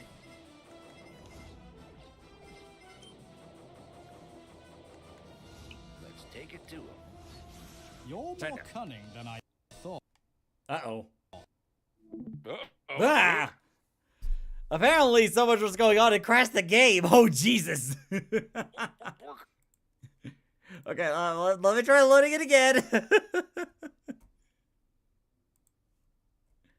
Besides, if push comes to shove, I can just update to the latest version if need be. Well, you know, try not to update the game during the gameplay. Yeah, maybe not during the gameplay. We learned that from Jenner. Shout out to Jenner. All right, let me put the screen back up here. Let's see what chat's going on. Netflix like, oh no. Michael Scott said this earlier, but you and the others have done a fantastic job voicing the stream. Oh, that's so sweet. All right, do I just pick up where I left off? Yes, I do. Okay. You can skip around to levels you want in the mission simulator. Oh yeah, I know. I'm just trying to show off all the levels, because like there are like, you know, different levels where different voice actors put a lot of effort into it. I want to showcase as much as possible, you know. It's been, yeah, each one has been its own little separate self-contained adventure, and it like I mentioned before, it feels really good to hear that fans have been positively and excitedly responding to it, to everything that we've been doing. Estelle said this before in the first VA stream that I think we did, which was kind of profoundly, you know, eye-opening and true. We've been having so much fun, but she said, like, we're making history for Star Fox fans, you know, doing a lot of this and having this much passion and involvement and doing this kind of this size of a Star Fox. Yeah, and that's the other big thing. Like, it's like such a big scale of a fan-made project. Yeah, and on top of that, you know, just being able to be a part of it in any capacity, moving into formation, and to hear it be so positively received, it's very validating, but also very humbling as well. You know, we are fans doing it for fans. Yeah, that's so they can focus fire on the yeah, exactly. OGs and it also makes them people who were there from its inception, like Estelle, like John, and being able to not only collaborate. Keep your heads on a swivel. With those, you know, the OGs, the pioneers of these worlds, but also add to the lore. We got asteroids coming in, port side. Keeping this series dang, alive. Those are some big old space rocks. Keep your head Who down. knows how many new fans will come to this as their first Star Fox experience. You know, there's a sense of asteroids in sight. From a creative standpoint, as a creative and a creator, there's a lot of passionate responsibility behind that, and I'm glad to hear that people have been enjoying it, and it's so much. Yeah, it's like when you work on something that, you know, is already well established, there's this unspoken expectation, you know, for how things are expected to go, you know. It's good juju, you know. If they're enjoying it, they're gonna also spread the love, keep their personal love of it alive. It's not gonna grow stale. It's not gonna grow cold. Yeah. It's just going to keep a gift that keeps on giving, and being a part of that as somebody who does this kind of work to help others enjoy their time and to bring a sort of sense of wonder and whimsy and creative inspiration to it. That's very fulfilling, and that feels very, very humbling as well as making me feel very proud to be a part of it and to know that they are enjoying it in that capacity. Yeah. So, chat and fans and Star Fox fans, new and old alike, thank you for inspiring us to keep it alive, but also keeping it alive through being inspired. Asteroids, yourselves. Yeah, absolutely. It's a beautiful thing, so keep enjoying it. Good job, boys. Well done. I'm not gonna make myself get all misty out here. Easy peasy. Careful, Peppy. Resume fleet movement. Bring us back into close formation.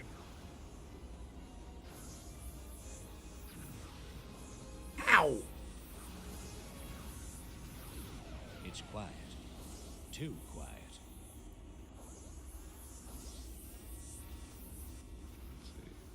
Hopefully we can get through this without another crash. Weapon signatures. You got this. We got venom ships hiding in the field. Yep. I got movement ahead. I don't think it's just rocks. Be careful. Tread softly, It's a trap. as it were. Venom, butterfly fighters inbound. Let's take them out. Watch out. Those things move pretty fast. Lock on weapons ought to do the trick. Enemy behind me. Man, they're fast. Oh dear, Easter Sunday's coming. Yeah. Get my ears ready. Watch out behind Yeah, so I'm actually not going to be streaming tomorrow because my family's having a little get-together for Easter, so, you know, family always comes first. Plus, I'd imagine other people are doing stuff for Easter. Hey, as long as we got a big old tray of deviled eggs, I'm happy.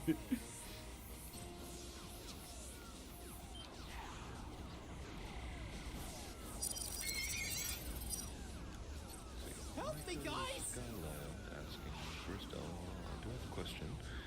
How is your experience on working on this awesome fun game? That's one of the most, just speaking candidly, that's one of the most fun things and beautiful things I enjoy most about not only working with Estelle, but seeing Estelle work is how much she really is into the fans, how much you enjoy the fans, Estelle, and how much you support them. And and not only Asteroid support cluster them detected. These ones are emotionally, bigger than the verbally, last. and with, you know, on a spiritual level, but also creatively being involved Those in things a are lot of moving these pretty fast for a bunch extracurricular of rocks. projects, you know, Repairs and Crystal, and keeping that love alive. Yastel's kind of like one of the major champion OGs of the of the world, and that's been very, very, very refreshing to see somebody of that kind of caliber and weight with the lore of this world continue to celebrate. You boys seeing what I'm Sometimes seeing? You get creatives out there Looks like who a do their pair of part and then, flip-box split, squadrons. but Split somebody up. who finds passion Everyone enough pick to a be target. actively I'll keep engaged on not the only in asteroids. the world as it evolves, but scrap also the those bots. fandom that keeps it Watch alive out for their is armor. very It's special. immune to and most that's standard something weapons. I've enjoyed. For my You'll own need to part, use I an know I'm not a stone, I armor-piercing can't weapon support, like but a something beam. I enjoy And watching what if we don't got one? Estelle do, and continue to spread that positivity not only through the other extracurricular spiritual helpful mindfulness crafts, but also her extreme talent of voice acting and keeping it alive for this long. So sorry, hold on, hats I'm off trying to you, figure Estelle. out. Okay, there we go. So I'm just trying to figure out, you know, with the volume stuff, because a couple people were saying the voice is low, but I already got the speaker volume up to max. So okay, Maybe I can turn up my gain. Hello, hello, hello. yeah, maybe that might do the trick. Also been trying to like lower the volume, you know. Okay, I'm not that far into the mission. I'm not sure if I can hear you, baby. There we go. Let me try to bring the voice down just a little bit more. Okay, maybe that will help. Check, check, check. Undo, undo. There we go. Itchy knee. Eins, zwei. Okay, I won't know until... Thank you, Star Fox. Okay, that's a little bit better. Alright. There we go. I think you can hear my melodic tones that come out of my mouth hole. Okay, so... Okay, let's try answering that question again, like how the experience has been for you. We're with you, General. Moving into formation. Thank you, Star Fox. Maintain formation until I have further orders. Prepare out. I've been getting low. I've turned my gain up. I can only do so much now at this point, so I leave it into the technological god's hands. The technological However, god's the hands. Oh no, technological why would you universe want to rely on them? Ugh. I don't know. Why not? Just cut off my legs and give me some Papatoon moonshine. I'm not worried about no Jesus. Papatoon moonshine. Also, you can press F2 in the mission to bring up the options. Oh! Oh! Okay. Well, now I know. Okay. Hey, Fox. Story of my life. I get waxing philosophically speaking and creatively speaking and gushing and gushing and gushing and no one can hear it. At least the universe did. It's not like I meant to. Okay, we should be able to hear you more clearly now. But anyway, so you're describing like how it was to like be a voice actor on this project, and it's such like a major project, you know, to be a part of, you know. Oh yeah, the involvement of it, and you know, I can't gush enough about it, about everybody who has been involved. Fans, Dang, those are some big old space rocks. Keep for your head fans, down. by fans, out of fans, I like to say, and just keeping that love alive for old and new fans alike. It's been incredibly refreshing, and with the hopeful resurgence of a forthcoming sweet spot for Star Fox Evolution. Yeah. Not just because of the Mario film, but also because of this supposed hopeful new game in the pipeline that a lot of rumors have been circulating. Well, a lot of socials with. Hopefully, we'll get some new blood in the fandom as well. Well, in terms of like the new, a possible new game, like I'll believe it when I see it, because like where people are saying like, you know, with DK in the first Mario movie, like in a future direct they announced, you know, Donkey Kong Bonanza along with the Switch 2. But the other thing is like, you know, like with this, maybe in like a future direct we could, the least I'm hoping for with the next Nintendo Direct is that they announce Star Fox Adventures and Assault being available on Nintendo Switch Online. Because like, you know, that would be great. At first, you know, it's understandable why there hasn't been much Star Fox news in years, but now that they showed off Fox in the Mario movie, I feel like they kind of don't have an excuse at this point. They got to show something. Well, there's been, socials speaking, there's been an explosion of interest in not just Fox McCloud, but Star Fox, and that's very exciting. Whether or not a lot of these other games are accessible to modern gamers is up in the air, because of, if you don't have the console, you don't have the game at this point until they release it. And the only released Star Fox games on the Switch that I know of is 64, of course, and then 1 and 2 with the Nintendo Online, but it gets them interested, it gets them wanting to know more, and for those of the new fans and classic fans out there who have never played these classic games or have always just wanted to revisit, that's what, again, Event Horizon is for. On top of that, not only is it readily available, but also treats the source material and intellectual property of it with great respect and passion that I think would be a great gateway to a lot of these stories that may not be readily available without consoles or actual physical media at this point. But yeah, that's one of the most beautiful things about it. About you have your grievances and shortcomings about Fox McCloud, whether or not they quote unquote did it justice in the Mario film, but it's opened the floodgates for a lot of interest for a lot of new fans who may be discovering Fox for the first time, and I love that. I love that. It gets the whistle wet, allows them to jump on in and get curious about it, and to hopefully create a whole new generation of fans. Yeah, and it's like, and the other thing is like, this is, and I explained this before elsewhere, but this Fox McCloud is basically another iteration or adaptation of Fox McCloud, because like there have been many different adaptations and versions of Mario in the past, and I think with this one they did a really good job with Fox in the movie. Like, he's energetic, he's confident. Yeah, it's a great introduction to a generation who, might not be too familiar with him. It gets them engaged. His characterization and disposition could be a little tweaked as far as the Fox lore that we officially know, but I think Glenn Powell did a decent job.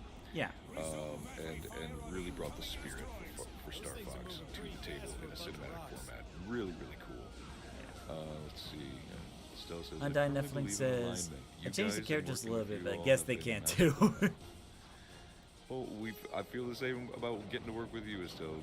Your alignment has been very, very positive and very supportive as the OG champion BAs that not only keep the passion for it alive, but also inspire fans like us who've been in the BA pool to want to keep it going, and getting to work with you in that capacity, not only from a professional standpoint, but also from a good juju and spiritual standpoint, has been very helpful, supportive, and refreshing. And speaking for myself, greatly appreciate all the work that you do as a VA, but also as a good spiritual, good juju guru, and it's only going to keep getting better. We do our best, forget the rest, as I love to say, and let's keep blasting off. Yeah, exactly. Like, it has been a great privilege and honor to work with, such amazing people like Estelle, I never thought in a million years that I would be able to work with people on the same levels like, Estelle on like such a big project,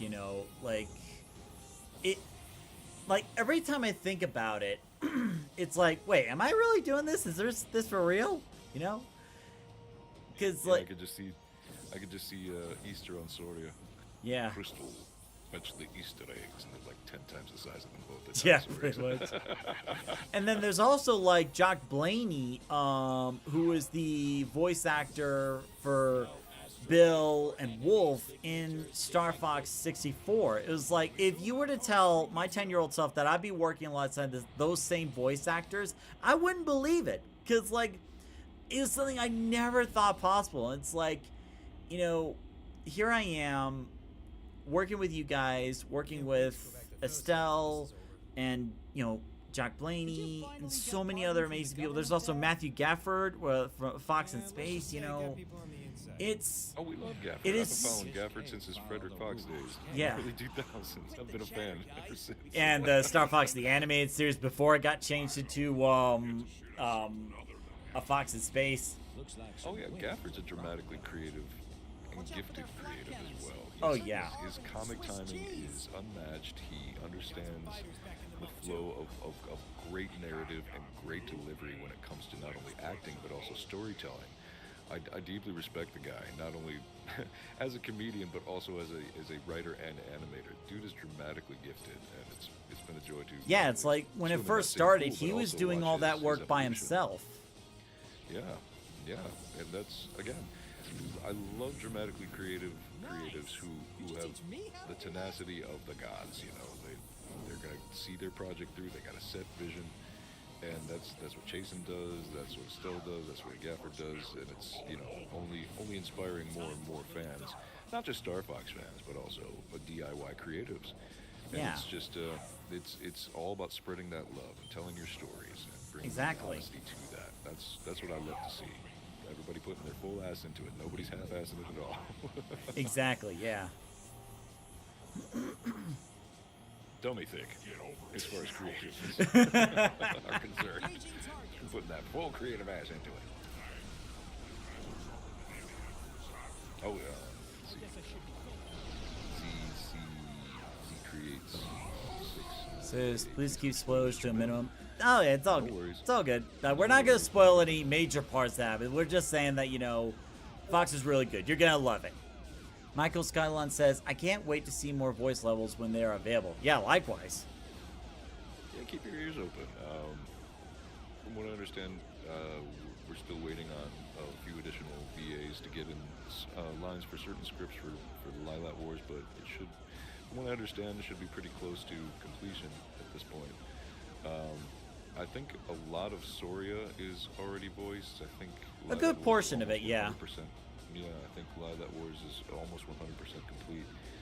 We got a few Star Fox 2 scripts. Oh, have a good night, Estelle, and thank you so much for tuning into the stream. It's a great honor to have you here. Thank you so much. Have a good night, Estelle. Sleep well, Regent of Soria. Look at the size of those things.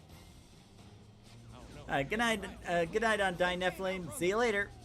Oi. What's up?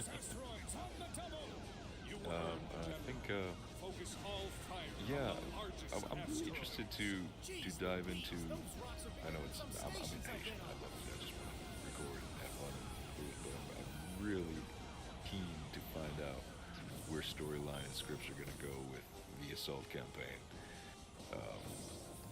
To those of you who have ever played Assault, or if you don't know what the main antagonist of Assault is, the Aporoids are very, in my opinion, very, very cool, and I can only imagine what Jason's got in the pipeline for Aporoid involvement. Yeah, because, like, we don't know anything about, you know, what's coming next. That's all up to him. Okay, he says a quarter of Soria is voiced, and he's still here for a bit, so... Yeah! Cooking with the boss. Good. I hate to ruin the fun, but I've Alright, let's see if we get through this without the game crashing. Oh, wait, no, we still have to get through Moria's first. Hang in there. Now what in the blazes are those things? Morris, watch out for their beam attack. Star Fox.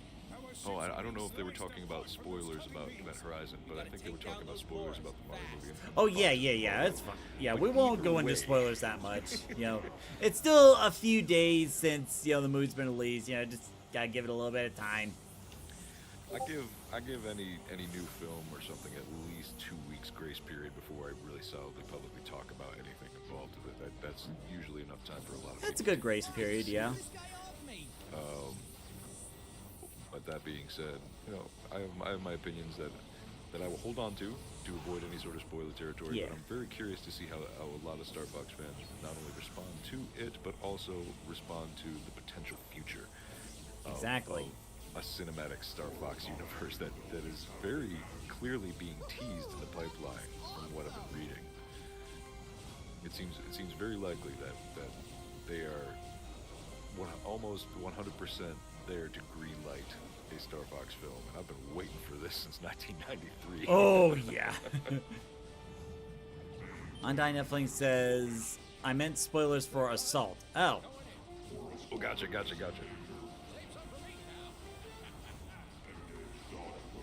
Heck yeah. We will see. Okay, I gotta find a silver ring, because I'm gonna die real quick if I don't find one. There we go. No, hang in there.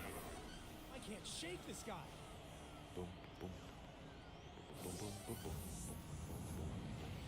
Enemy behind me. Man, they're Whoa, whoa, fast. whoa, whoa. Jason, can at some point General Pepper have his own personal ship that's shaped like a giant lollipop?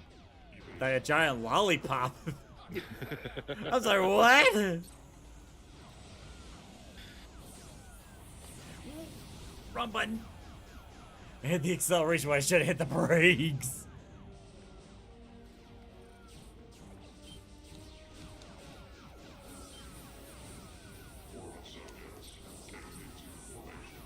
Let's have some fun. Okay. I think that's the last one, yeah.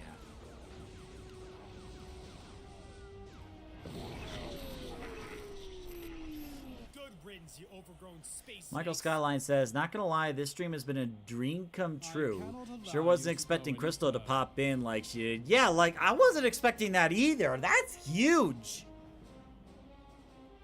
That's absolutely yeah, like I was awesome. saying, Estelle's involvement not only with fan projects but with the fans has been very refreshing. I can tell that she's not only an OG but also a fan, and that's something that's special. So it's nice to see that kind of engagement. Give me a moment. It only facilitates more good juju and more positivity, and that's what it's all about. I got something. His Outside ship of has a flying structural through flaw space towards the and going back. pew pew pew. There are 4 vents under his rotating pulsar cannon. Concentrated fire should overload them and blow Well, them what a apart. shock! Slippy's got somebody on his tail. Normal beam weapons. To the surprise of absolutely nobody. Okay. Okay, that laser just spun me around. What the heck? Hey. My man. Farah, what are you doing here? There's no more police on Canaria, so I thought it'd be more useful. Alright, let me try to get away from him. Maybe the reason the game crashed was because I was too close to him. Rejoin the team, and I'll share this ship's schematics with Slippy. We're beta testing. Getting ideas to make the Yeah, exactly. It's, just making sure everything works properly. Excellent. Let's kick some monkey tail. You're more cunning than I thought. Oh dear. No, you wait.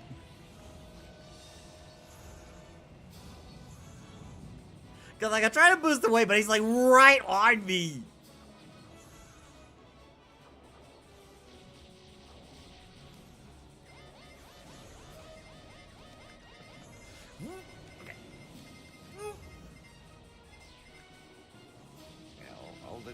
All these reviews and more on my new podcast, the Pepatoon Podcast. Not Papatoon, Pepatoon, Peppy Hair. I can imagine like a whole podcast of Peppy. Oh Lord, if I can get Pepper in here, the Pepper and Peppy Podcast. The Pepper. Why not Pepatoon? 2 generals for the price of 1.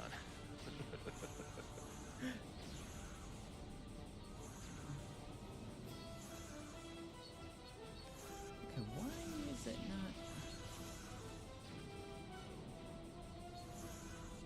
Yeah, so far so good. I mean, it's running pretty smoothly. Jason says, I have theories as to why it crashed, and it might already be fixed in a later version. So, Jason, just in case, is it okay to upgrade to the latest version, or are there still problems with that too? Yeah, just asking before I do an update. Yeet.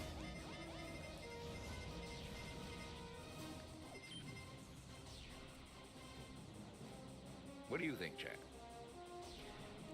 What do you think of the latest version of Star Fox on the Horizon? Download it now. There we go.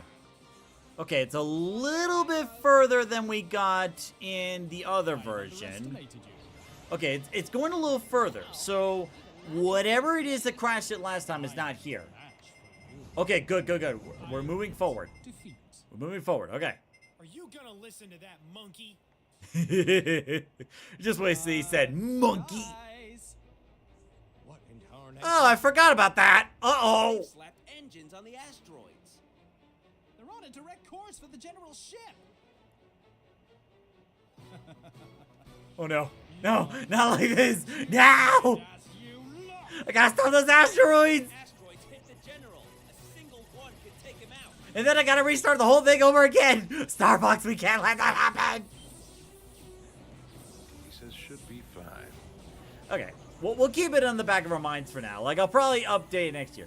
Hey, Billy, good to see you. Woo! Yeet. Ah! Why are you here?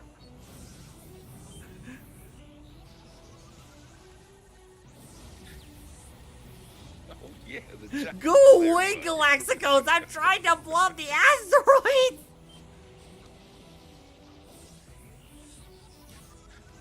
My asteroids are flaring up. Where's my cream?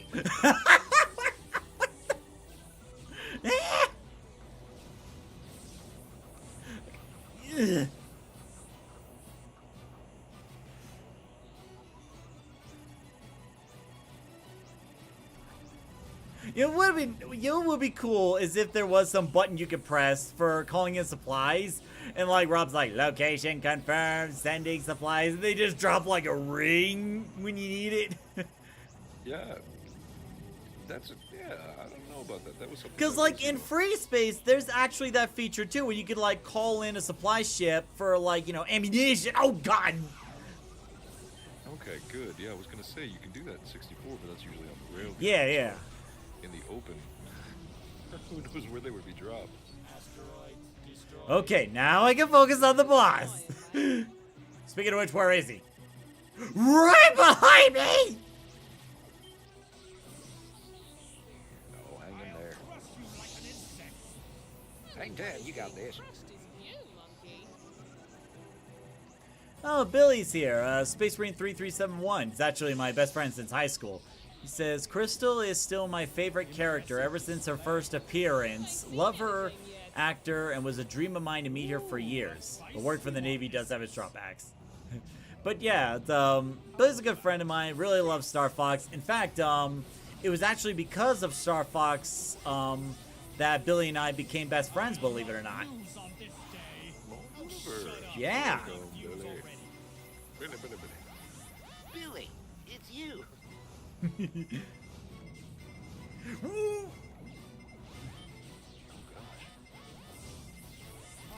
I did it! Oh my God, I almost died! I almost died! Oh, Jesus. Don't do that. It's counterproductive to your health. Thanks, Farah. Glad to see you in space again. Oh, I know, mate. Glad to be back in space. To quote another captain, if somebody tries to kill you, you try to kill them right back. Most of the surviving fleet has been recovered, thanks to you. Undyne definitely says, I'm out of buttons on the controls for supply drop. I'll need to be creative. But yeah, ironically, Free Space 2 also has a supply drop. Maybe something like an asteroid or something like that, or an obstacle you can blow up that spawns not into like a power up but a supply. Something that the Great Fox can shoot out that you shoot. Yeah, like those box containers. Yeah, like a little drone that'll fly your way. You can shoot it and maybe collect whatever it drops right there. Exactly, yeah. Excellent work, Star Fox. Your assistance has pushed us one step closer to turning the tides. The fleet has made it through the Meteo asteroid field and will be making a jump for Katina at 1200 hours. Wait a minute, Farah came out. Congratulations. Oh, God. Oh, Farah came out so well. Yes, I can see that. Very easy on the eyes. Billy says, brothers until the end on that one. Aw, that's so sweet of you, Billy. Now, I'm actually going to turn up the music and the audio just a little bit because it's time for a cutscene. Oh, yeah. Yeah, it's the one for Jock Blaney. Hey, Vincent, good to see you. Maybe something like an enemy supply ship you could shoot? Possibly. Alright, so a cutscene should be playing, and then we're going to go over back to Sector Y for the other mission. Because I want to try to show as much of the levels as I can. Here we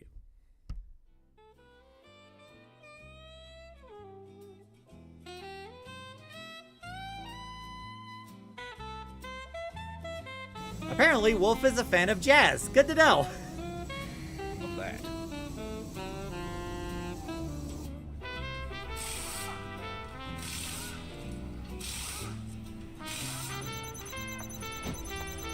There he is.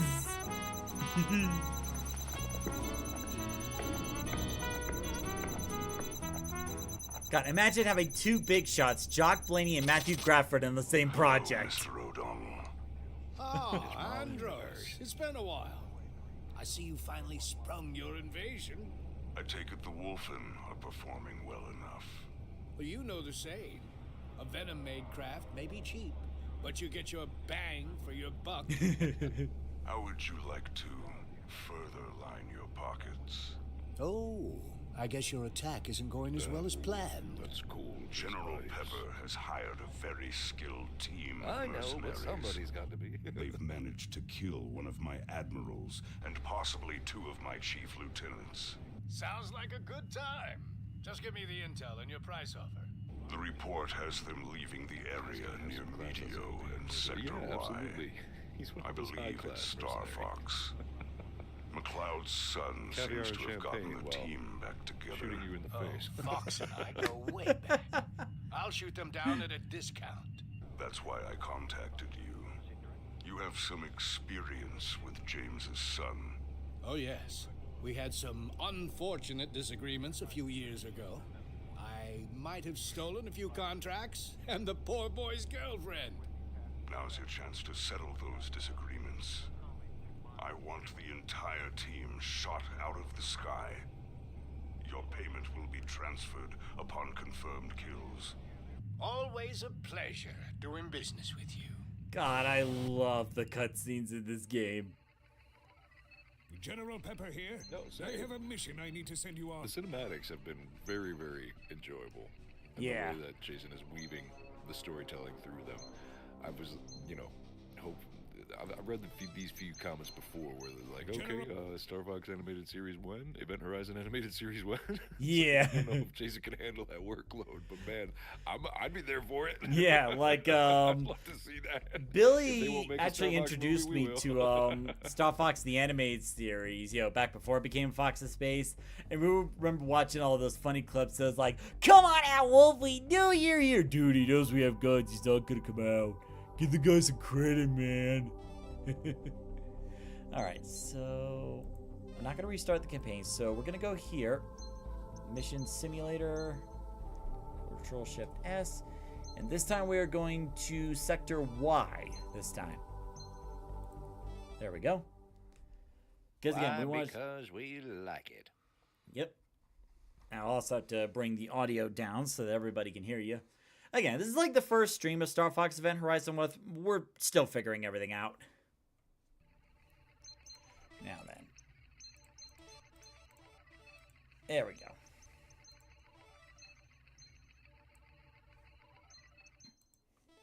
There we go. Okay. Thank you, Star Fox. Let's see. Undyne definitely said, honestly, if I went back in time knowing I'd meet Estelle, I probably would have just made a movie instead.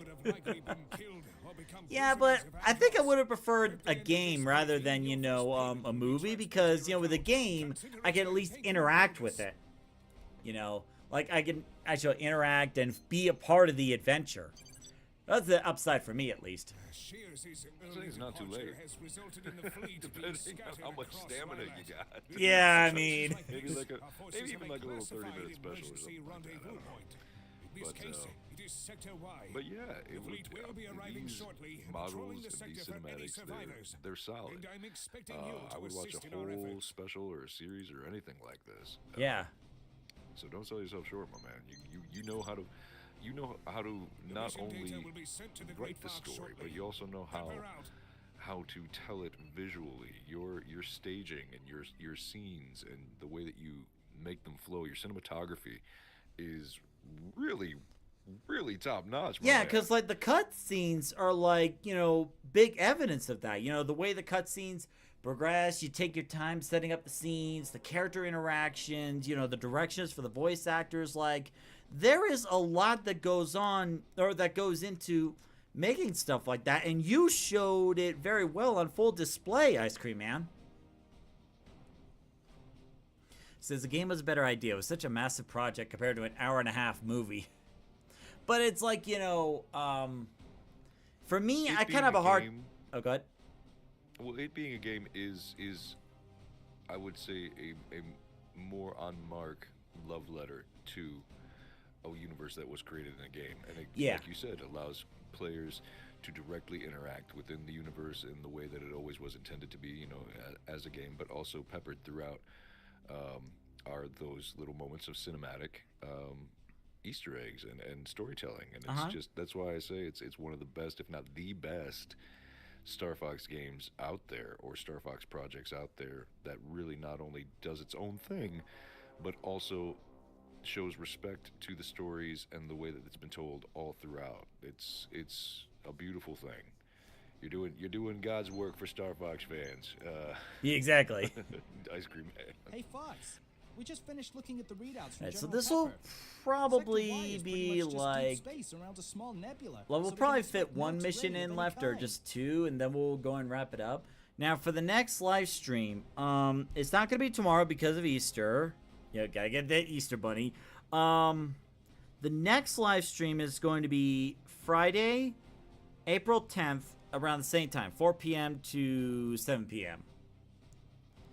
So, it'll be like Friday the 10th and then Sunday the 12th. And I'll even make a community post so that way you all know, like, when's the next live stream going to be. Because, like, with the promotion I got with the job, you know, the schedule's going to fluctuate again. And, you know, it's going to be very important to, you know, if you're subscribed to Toastamac, the YouTube channel, thank you very much, by the way, that you also keep track of the community posts so you know when the next live stream is going to be. The days are going to shift, but the timing of the stream will be the same, 4 p.m. to 7 p.m. Because I figured at that point, you know, everybody's getting off of school, getting off of work, you know, it could give them time to hang out and chill. Let's see. Billy says, I think the game was a good call because movie production is very time restricted. My brother worked on the set of my brother, not Toastamac, worked on the set of the TV show Agents of S.H.I.E.L.D., and time was a factor. Yeah, because, like, you know, with movie and TV productions, they've always had strict deadlines to meet. And Danny says, Jetter streaming next week. I might hop back and forth. That'd be 6 p.m. for those on the East Coast. Yeah, exactly. Because, like, by then, people are done with, you know, school and work and stuff like that. Rob will bring the Great Fox out Easter of Sunday of 76. Wait till you see Easter Sunday of 26. The best way to handle this is by taking the R-Wings We're ahead. at the bar, folks. Covering in I'm seeing a totally different side of Peppy today. You can't open the book of my life and jump right in the middle. At least I And don't if you remember do, them having any last keep time I reading. swung It's only going to through get that weirder. Piece of cake, folks. If they do come our way, though, we can expect cruisers, carriers, and more of those Harlock frigates that gave us such a hard time earlier. They might have more intel, they might even have more guns, but they don't have guts like we do. That's all we've got, Fox. I recommend checking out the hangar bay and messing with your R-Wings loadout before we go. I just finished work on a new flak cannon that could be installed as a primary Got weapon. one more in It you. might come in Chad, handy this if is Bennett your decides to time throw now. a bunch of Ask any fighters at questions us. that you want. Anyway, see you out in space, Fox. I'm enjoying the Michael Skyline says, I'm enjoying the banter you all are doing on Discord. I can't stop laughing. It was all about having a good time. Yeah, and like it was a good thing, you know, I was able to work out, you know, the audio levels, you know, to make sure everything could be heard correctly. Because, like, I'm sure we'll iron it out for that. I'll iron it out for like the next Star Fox Event Horizon live stream. Because, like, you know, having guys pop in, to, you know, having the voice actors pop in the chat, like, it is absolutely a real treat. Like, streaming a game is one thing, but it's like, you know, sharing that experience with the voice actors you worked with, that's like a whole nother feeling. Absolutely amazing. And again, yeah, thanks for taking time to join in on this, Toontown. No, story of my life. I'm happy to. If I got time, I'll always pop in, just to say hello or just to, you know, vibe, see what everybody's doing. I like to socialize on occasion. I should be recording. I'm today's recording day for me, but okay. I said no. Time to enjoy, time to support, time to celebrate. Yeah, and if you guys out in chat would like to hear more about what I do, check me out on my socials, Toontone Voices, YouTube, Instagram, Twitter, whatever. X as it's called these days. You can hear more that comes out of my mouth hole, but you can also tune into here, and I might pop in every so often to see how Rob's flying. Great Fox is driving optimally. Or at least I certainly hope so. Let's see if I can. I forgot I actually had to read this stuff. Pulse fire weapon with teaser ray fire near torch. Okay.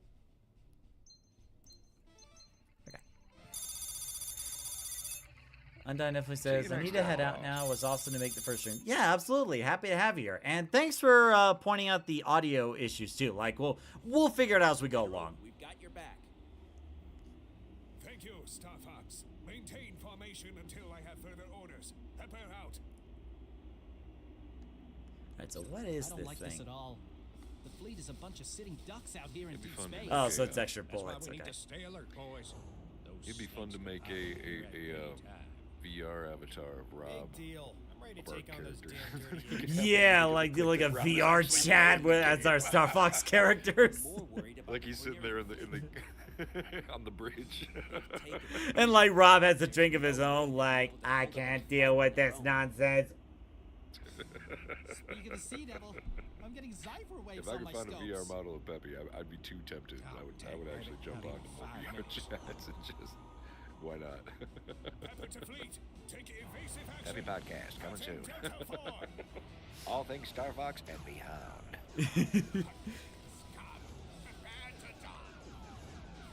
Show them our broadside. Focus efforts on the crossing carrier. We're outnumbered. They've got ghosts all over us. Star Fox, take out those triangle drones. Okay, I'm hardly even gonna dent on this guy. I gotta focus on the smaller ones.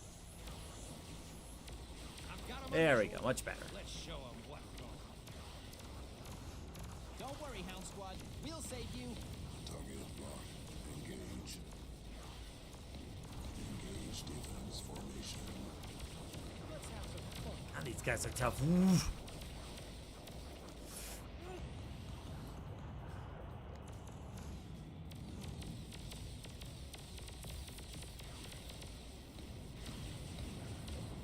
Oh, whoops, I was firing on the wrong thing. Shoot.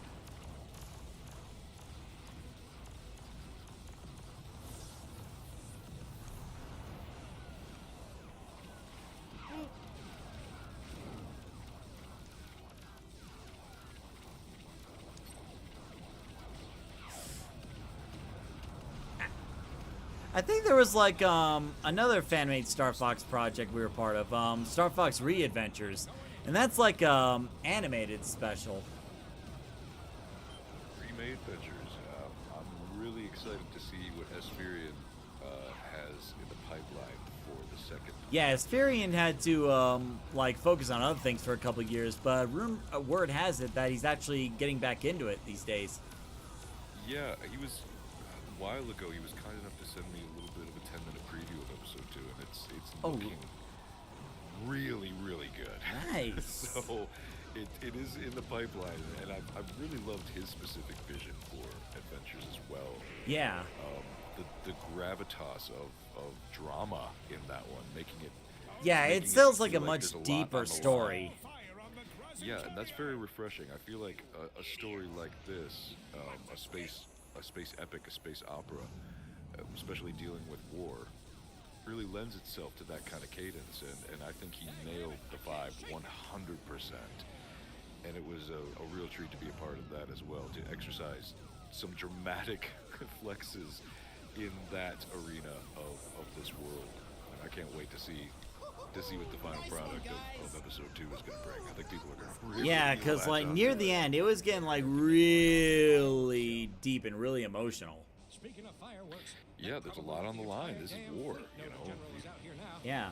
Trying to decide the fate of trillions of an entire planet, the drop of a hat. You know, the weight that comes with that, the emotional struggle that comes with that. We'll be here when you need The us. gravitas. It's not, you know, just fun little one-liners as you shoot. If you put yourself and apply it into a real serious mindset, it can be pretty dramatic. And I love seeing Star Fox or any sort of sci-fi epic interpreted with that kind of level of seriousness. You ain't too far off, Falco. Yeah, it's like a bit higher stakes. And Aspherian has done a great job. He just released a new video showcasing his own kind of game build, I think, with Crystal on Soria, and that looks. Oh yeah, that actually freaked me out, honestly. Yeah, it looks really good. Yeah, chat, if you haven't checked it out, check out Aspherian's page as well for not only Star Fox Remade Adventures, but also his new outing in the new Star Fox game. We're getting a little mini Star Fox renaissance happening here. Yeah, a little bit, yeah. And like, now with Star Fox Re-Adventures, I don't voice Rob. I actually voice one of the Cornerian soldiers that are operating General Pepper's ship. And I actually use my more natural voice instead of, like, you know, the robotic voice. No, where am I going? Oh, yeah, this way. Yeah, and that one, I do an older Peppy. Yeah, a little bit of an older. Like, you still have that kind of 64 Peppy, but it's like a little bit of age to it. Like adding a little bit of salt. By that point, in Adventures, you know, he is a little bit older, noticeably. So try to give it a little more aged weight to it. But, flashback, and like how he was struggling to walk around the Great Fox. Yeah, in the flashback, it's gonna be normal Peppy boys, you know, same old what I've been doing. But also had the opportunity to voice Pigma in that chapter, so I can't wait to see how that turns out. That guy was fun. just a king jerk. Yeah. Oh, Pigma voice. Not too bad. Peppy, what you know? You don't know nothing. I don't know why, but that reminds me of someone from King of the Hill for some reason. I just can't put my finger on it. Yeah, my inspiration for Pigma was kinda, you know, just a little bit of Harvey Firestein mixed with that classic sort of Bronx Brooklyn type accent, you know, just being a real jerk. That kind of sounds like Billy West for Futurama when he was playing the garbage guy. The way I did it when I was auditioning for Pigma, it was kind of like I was this big bulky bartender. I was like, well, I'll tell you a story about how James and I got out of this big old bar fight. But no beer for Pepper. He was the one that started it. So I kind of went for like something like that. Yeah. It was fun. He allowed me to improv, and I just did like a whole riff, talking back and forth to myself between personalities of Peppy and Pigma arguing. I don't remember exactly what I said, but I remember it was really fun just to kind of have that mental ping-ponging badminton effect. So fun. Let's see. Michael Skyline says, Star Fox Re-Adventures. Saw that video earlier today. Nice. What'd you think of that video? Then there's also, let's see, Z Create says, never thought I'd hear VR chat get mentioned here, but avatar searching happens to be something I'm decently well versed in. Wait, so Z Creates, could you actually look to see if there are VR avatars of Rob and Peppy? Like, is that something you can find? If not, do you build them? Let's talk turkey here. Yeah, let's put the chips on the table here. But yeah, Remade Ventures has been really fun to not only see its evolution, but also to see how its story is going to unfold and Aspherian's own vision for it. Yeah. I really like how that first chapter ended in that sort of Krazoa cliffhanger. For those that haven't seen it, go check it out right now. You will not be disappointed. Oh yeah, absolutely, absolutely. And I think Estella's also jumped onto that. Most of the. Well, I don't think Estelle voiced in the first episode. Yeah. I think it was just audio clips from the game itself. Okay, because I know there was a prologue as well, like an 11-minute prologue that had Crystal involvement. I'll have to go back and double check, but yeah, primarily I think it's a lot of the Event Horizon cast congregating again. Yeah, like Kyle was revoicing really cool. Fox, Jero was voicing Falco. And like I heard a bit more of an angry Falco in that version. Like when he was saying, "No, you are holding me back." Yeah. Like there was like actual anger in that voice. Yeah, it's right aligned with Falco's disposition. I liked seeing that that kind of conflict. It starts off a little playful, but then really evolves into okay, we got some true feelings coming out. I don't know about the rest of you boys. Internally conflicting as well as the conflict right at their fingertips with the war. Number 2D keeps us sharp all the way. Or something like that. I found something on the scanners. Looks different. Wait a minute. He's right. Rob, can you cross-check and identify what that reading is? Unknown craft configurations approaching. Power generation is substantial relative to size. Meaning that thing is giving off more power and juice than it should. What the hell? Sure we can keep you safe here. Go big or go home. We need to wait for more survivors. All right. We'll keep them busy as best as we can. Here they come.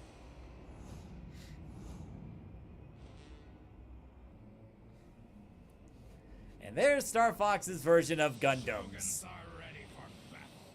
Beautiful. Whoa! What in tarnation? We love mechs. Great Fox, stop shooting at me! I swear, every single mission he's firing in my direction. If I had known better, I'd say he was trying to get me a message or something. These guys are tough. Oh, don't talk to me about the repair bill for the Great Fox. I just put it on another card and hope keep it in there. Send the scan data back to Rob. I've got over $30 million in credit card debt. We don't have a few minutes. Pappy, what's the big deal? Like, you're not supposed to build up debt that way. Would you going gambling or something? You gotta catch me first. They're gaining on us. Form on my wing. They're coming in fast. There's one. Michael Skyline says, I bet the repair bill for the Great Fox is going to be through the roof. I think that's actually one of the main plot points for Star Fox Adventures. Like, they're trying to get a job, but, like, everything's at peace now, so, like, nobody's hiring. They got that 80-year lease they gotta pay off. We're taking too much fire. I wonder what James is thinking. Yeah, like, 80-year loan? He probably wouldn't even live 80 years, even without the Pigma backstab. Yeah, maybe that was his plan all along. How are they keeping up? Yeah, just push it off to his son and not have to worry about it. Yeah.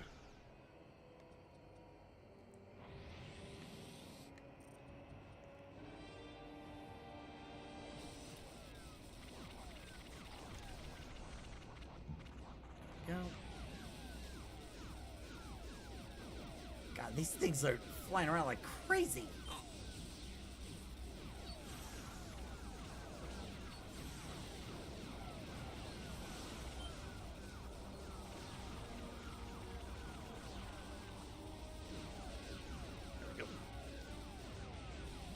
Okay, I think there's one more left. Where is it? Well, so much for that. Gotcha. Wow, now that was a kill. Woohoo! Great job. Oh, great. There's like this major. Well, there's Harrigan. It's time to try a new weapon. See, I was trying to check the damage on the Great Fox, but then you had to show up. Nothing too helpful. Those mechs have a forward shield with very dense titanium plating. English, please. Saying those shields boy. are too dang tough. So we need to outfly these things. Got it. The blast from explosive weapons might do damage around the shield. We should use those. Anyone need a helping hand? Yeah, he can't make it too easy. Yeah, true. Farah, what are you doing here? There's no more police on Canaria, so I thought it'd be more useful helping out here. Shields are too dang tough. Ship you got there, Farah. I think the shield speed tough's like the least of my worries. Like, I need to find them. I'm already getting ideas to make the R-Wings even better.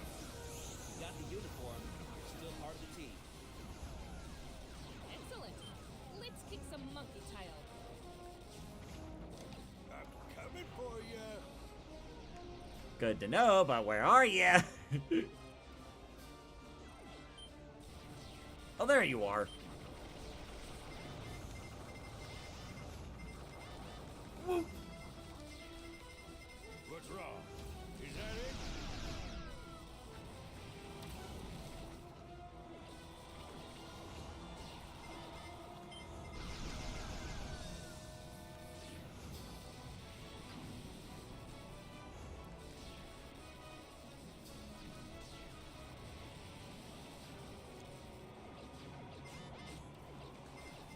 God, this actually feels like a dogfight where it's like, you know, we're just flying all over the place.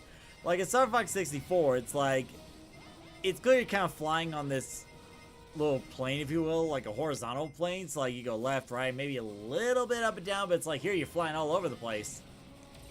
Yeah, it's one of the great things about space. There's no up, down, left, or right. It's only how you see the orientation. Yeah, exactly.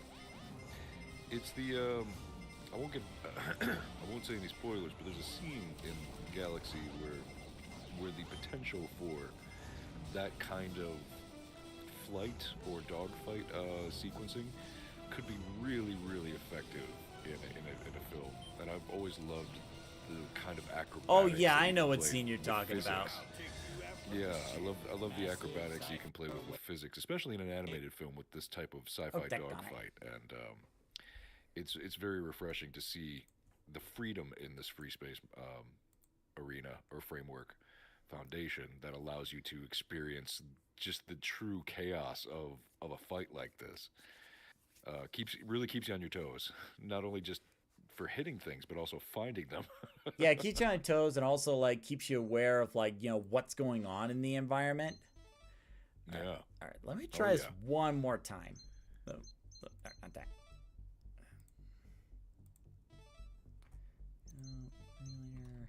Sector Y. Okay.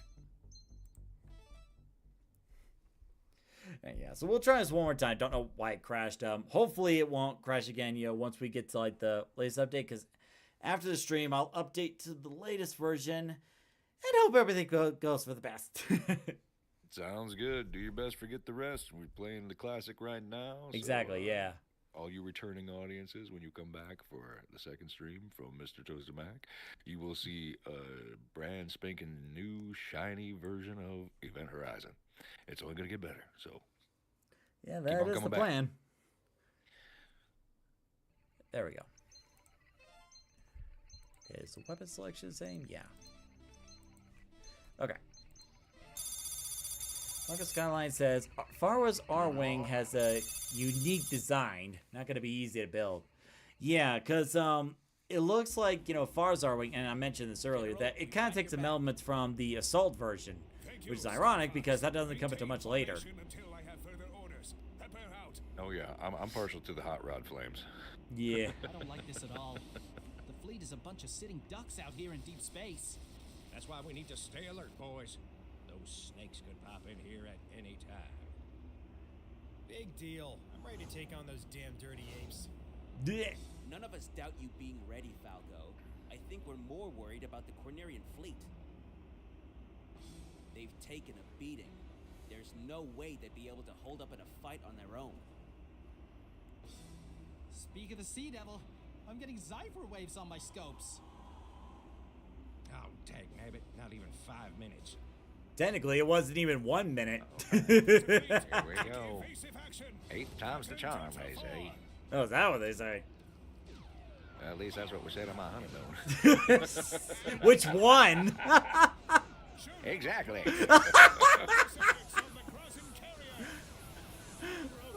That's been the one reoccurring joke that I play with myself in the booth. I always try to find a way to make a honeymoon joke and a piece of dialogue. Just to it's like, oh, you think you know me, huh? I've got them on visual. Let's show them what's on. Well, I mean, at least you got your own creative take on the character. Oh yeah, no. Sage, wise man, father figure, surrogate father, Obi-Wan Kenobi individual.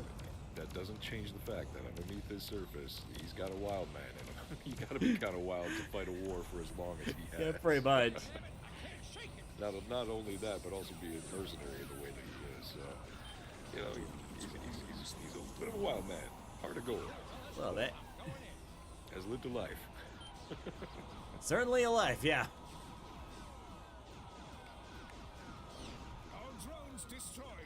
Focus all fire on the Krasen carrier. Makes him less of a nag, less of a, you know, all you whippersnappers out there, you know, makes it more, okay, calm down, boys, but I want to get some in there too. Move over. My trigger finger itchy. You know, that kind of deal. Watch that friendly fire, but damn, that was a good shot.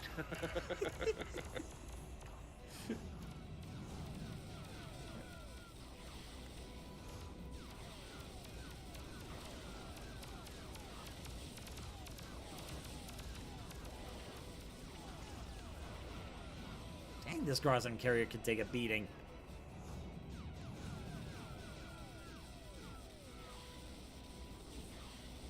It's a good thing I have like hundreds of missiles in here. Nice one, guys. Who knew that a Venom carrier could make for an awesome fireworks show? Speaking of fireworks, that probably let the entire damn fleet know the general is out here now. Impressive work, Starfox. Keep plowing away. We are continuing our patrol of Sector Y. I wonder if it's because of like everything going on in the map that causes the game crash. Maybe there's like, you know, just too much going on. But honestly, I would prefer the game crash rather than my computer crash, because that would be a whole nother problem. Just look Yeah, at it's a whole different, Looks like just whole another different green blob of gas to pool me. to swim in. But Yeah. so far so good. It looks like it's handling pretty well. Sometimes you just need to refresh. You know, plug it in, unplug it, plug it back in. Yeah, and thankfully it's like thankfully, you know, the missions themselves aren't that long. It's not like you're on a mission for an hour. It's like, oh, the game crashed. You gotta do another hour's worth. Right. That's pretty helpful. Yeah. Jeez, Falco. Are you trying to get my Let's see. license Secret says, all right, so I need to charge my VR set, and then I should be able to start the search. Oh, he's actually gonna do it. Oh, jeez. Let's go. Let us know what you find. Gotta dig to find treasure. See, now I'm curious as to what he'll find. I would not be opposed to any model. Preference for the Zero models just because they're so beautiful. Zero's such a beautiful game, but yeah, you know, any port in a storm. Thank goodness we're glad to see you. We're heading to join you now. Well, it's cool, man. Appreciate the effort. Let us know what you find. Yeah. I don't even know where to begin to look. waves near the VR is such Goddard. a foreign concept to me at this point. Well, I think Jero's more of an expert on the VR stuff, because I've seen him do like some VR stuff on his end. So he probably know a little bit more. Like, I think he found the model for Fox, so, but I don't know how many models are in there. Well, I assume coming on in the next month or so, we're going to get a lot more content, Star Fox speaking. Yeah, after that movie. Creatives are going to cook. That's exciting. Very exciting. But speaking of cooking, I might have to get into the booth now officially. All right. And do my recording. But it's been a blast hanging out. Yeah, it's a great pleasure to have you here, Two-Tone. Absolutely. Till the next one. Well, never give up, trust your instincts, and do your best, forget the rest. I'll see you next time. All right, see you next time. Thanks for being here. Adios, chat. Well, that was a lot of fun.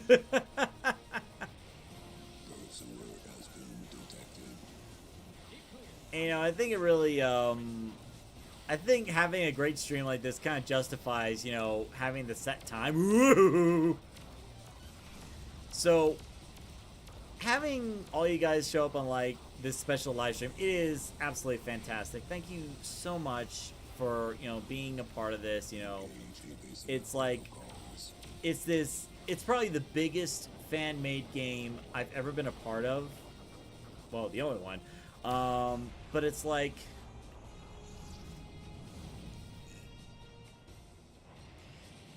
and where's the last one? There it is.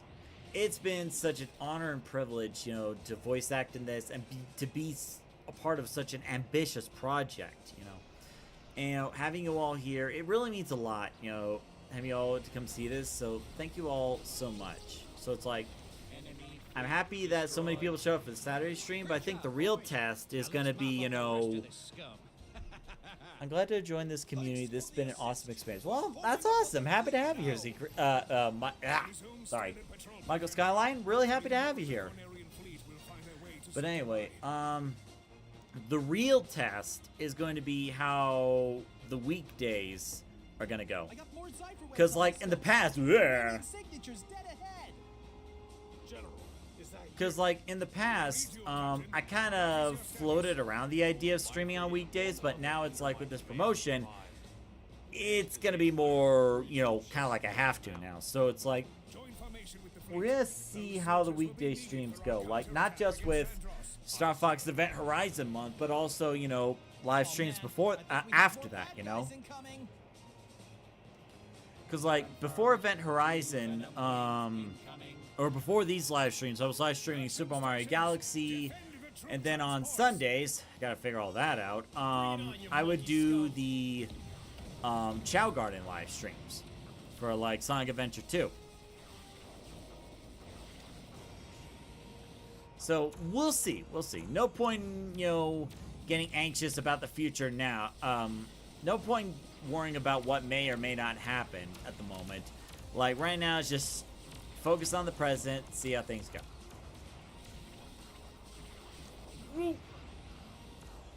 And hopefully this level won't crash. So, like, when the stream's over, I will update to the latest version. So hopefully we won't have... Oh, jeez. Oh, there's a ring. I need to get it.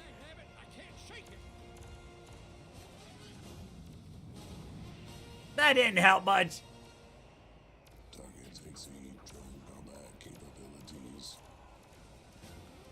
Okay, that helped a little bit.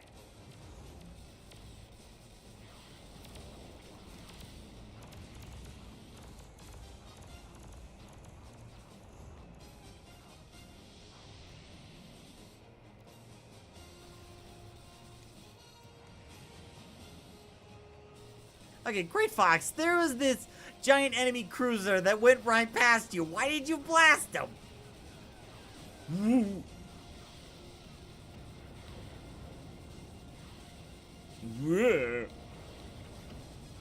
Ooh, don't mind if I do. I'll grab that. Thank you. Thank you.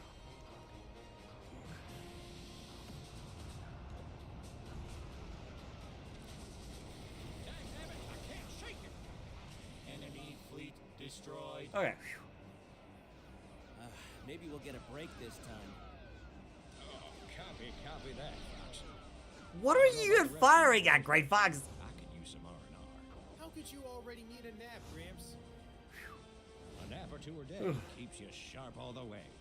Or something like that. I've got something on the scanners. Looks different. Wait a minute. He's right. Rob, can you cross-check and identify what that reading is?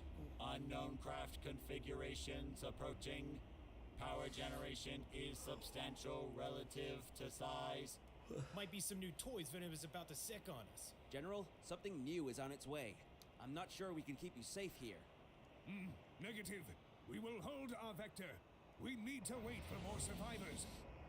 All right. We'll keep them busy as best as we can. Here they come. And here we go again, hopefully. Michael Skyline says, I did experience a few crashes when I was playing Event Horizon earlier, when I was using the Mark III R-Wing in a few missions in the simulation. Looks like some kind of space combat mech. Hold still so I can shoot you. There we go. Oops, wrong one. Can you find any weaknesses, Slippy? Sending scan data back to Rob. I'll have something in a few minutes. I guess I should be thankful. I hate to be a downer, but we don't have a few minutes. Will you just chill, Peppy? Enemy target is chasing me. Thrusters to max. They're gaining on us. Time for a little dogfight. They're coming in fast. Shoguns, form on my wing.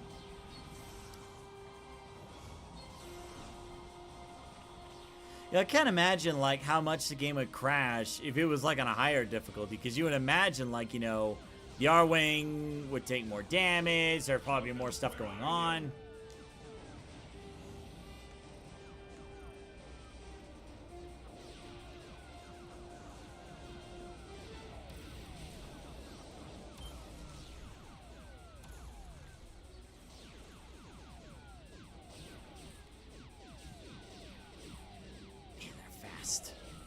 Woo!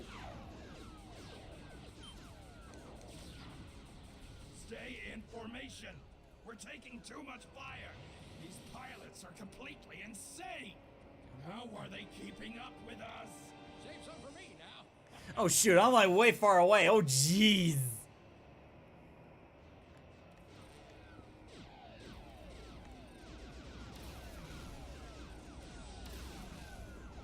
There we go. Another one down. And of course, Slippy has all the attention again. Why are they so spread out?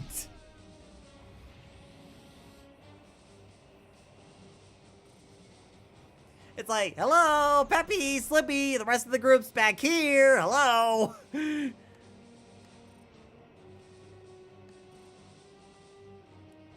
Seriously, why did they go so far out? Actually, better question, where are the invisible walls? That's something I haven't noticed yet.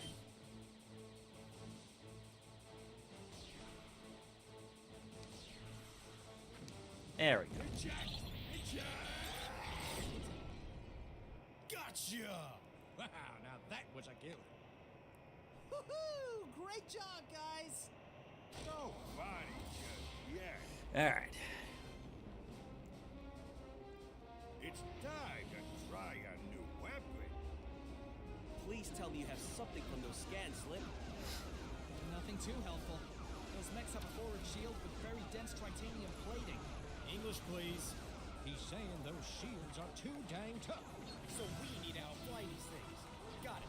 Blasts from explosive weapons might do damage around the shield. We should use those. Anyone need a helping hand?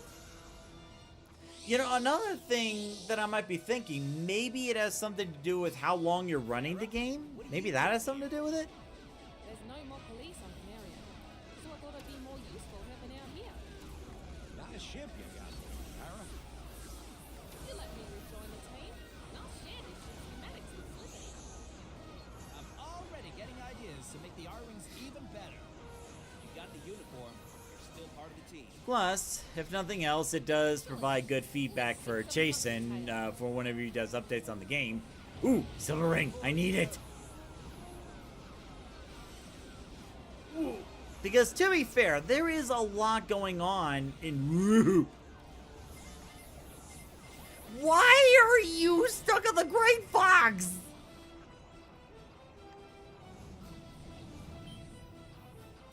You seem to be a little stuck there, little buddy. Okay, you got unstuck. Okay. As I was saying, there's a lot going on with this. So, like, it's kind of... It could be expected for a game to crash if too much is going on.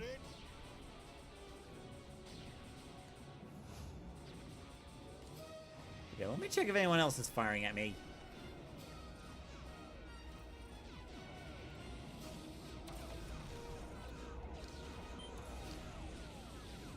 Because, like, it's not like I'm on a time limit or something. Maybe if I take out these other guys, it would, like, reduce the chances of the game crashing.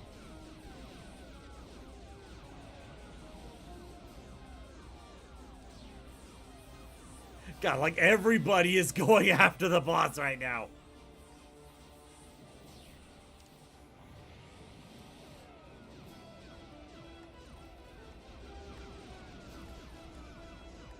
Okay.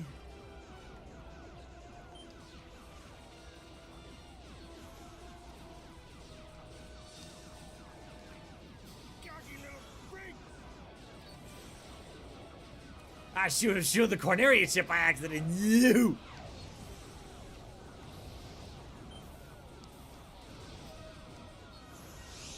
Like that. Glad to know my teammates can actually pitch in and help out with the boss too, because like in the original Nintendo 64, like it would usually just be on me. Unless it's like Star Wolf, they can actually pitch in to help with that too.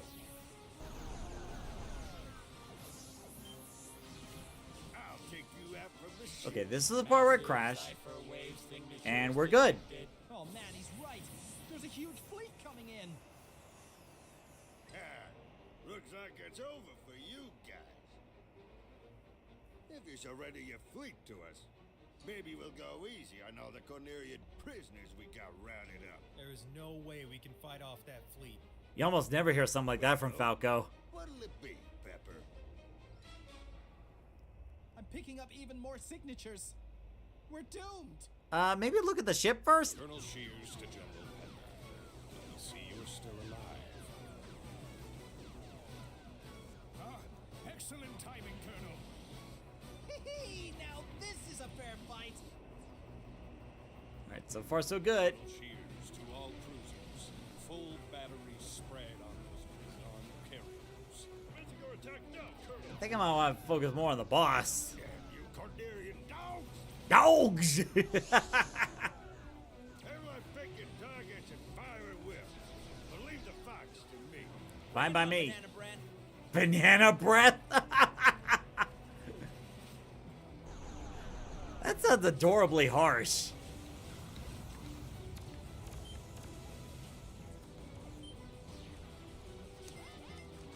Just gotta stick with what I know works. Oh god! No! Whoa! Oh, of course he's firing missiles because why not? Ah!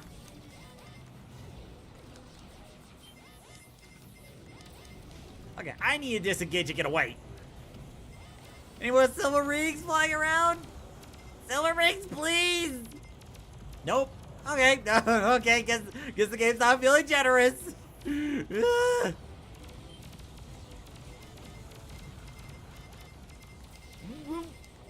Ah. Yeah. Do it.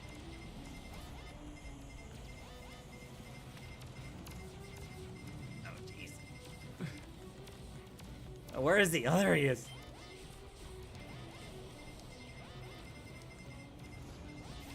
I battled space worms tougher than you, Starfrost. Oh, and here I thought we were fighting space worms. Do take that back, you old rabbit. Take that back, you rabbit.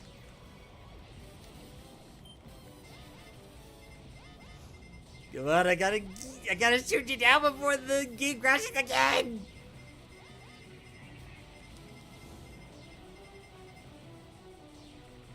Woo.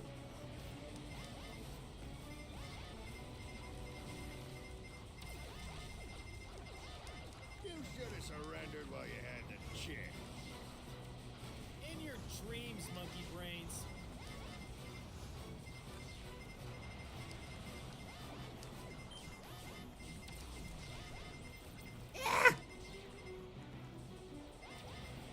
It's like the charge laser's the only thing I know that can hit him.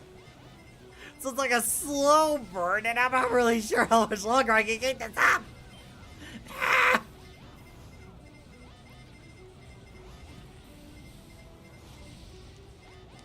And why are they all shooting at me? Shoot at each other!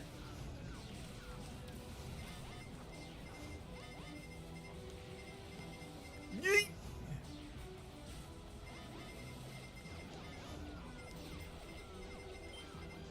Oh no! No, not like this! Okay, he's almost down, he's almost down. But just a little bit more, we got this.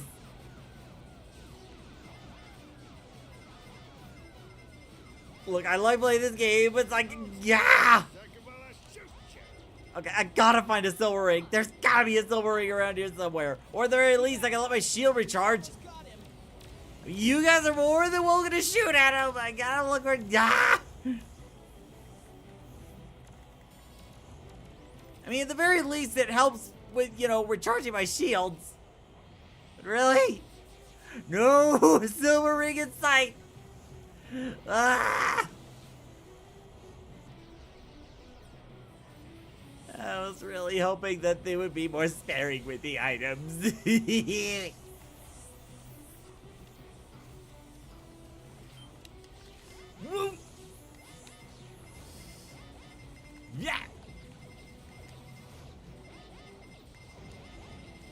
No.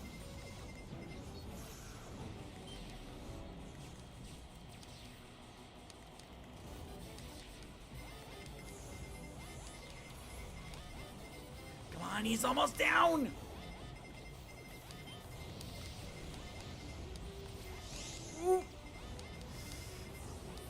God, I've never. God, I can't believe I'm so locked in right now. Ah!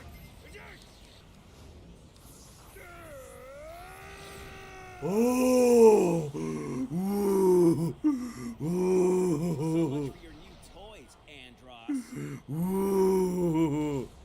Thanks, Farah. Glad to see you in space. Oh my God!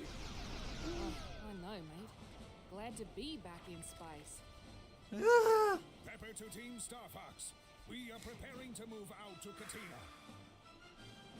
These people would have been killed or imprisoned had it not been for your help. That's why we're here, General. We'll join you on our way to Katina. We better be getting back at Andros soon. Oh, now there's an item! All right, calm down, Falco.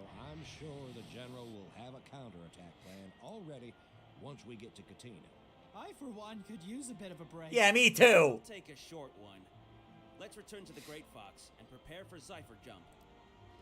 Like Satellite says, calling it kind of close there. It sounds like I want to. Excellent work, Star Fox. Our victory today is in no small part thanks to you. We've gathered a fair number of ships in Sector Y and will be jumping to Katina at 1200 hours. We have high hopes that our forces there have fared better. With both fleets, we can form a proper armada and make a counterattack on Venom. I'll contact you with further instructions as we approach Katina. Pepper out.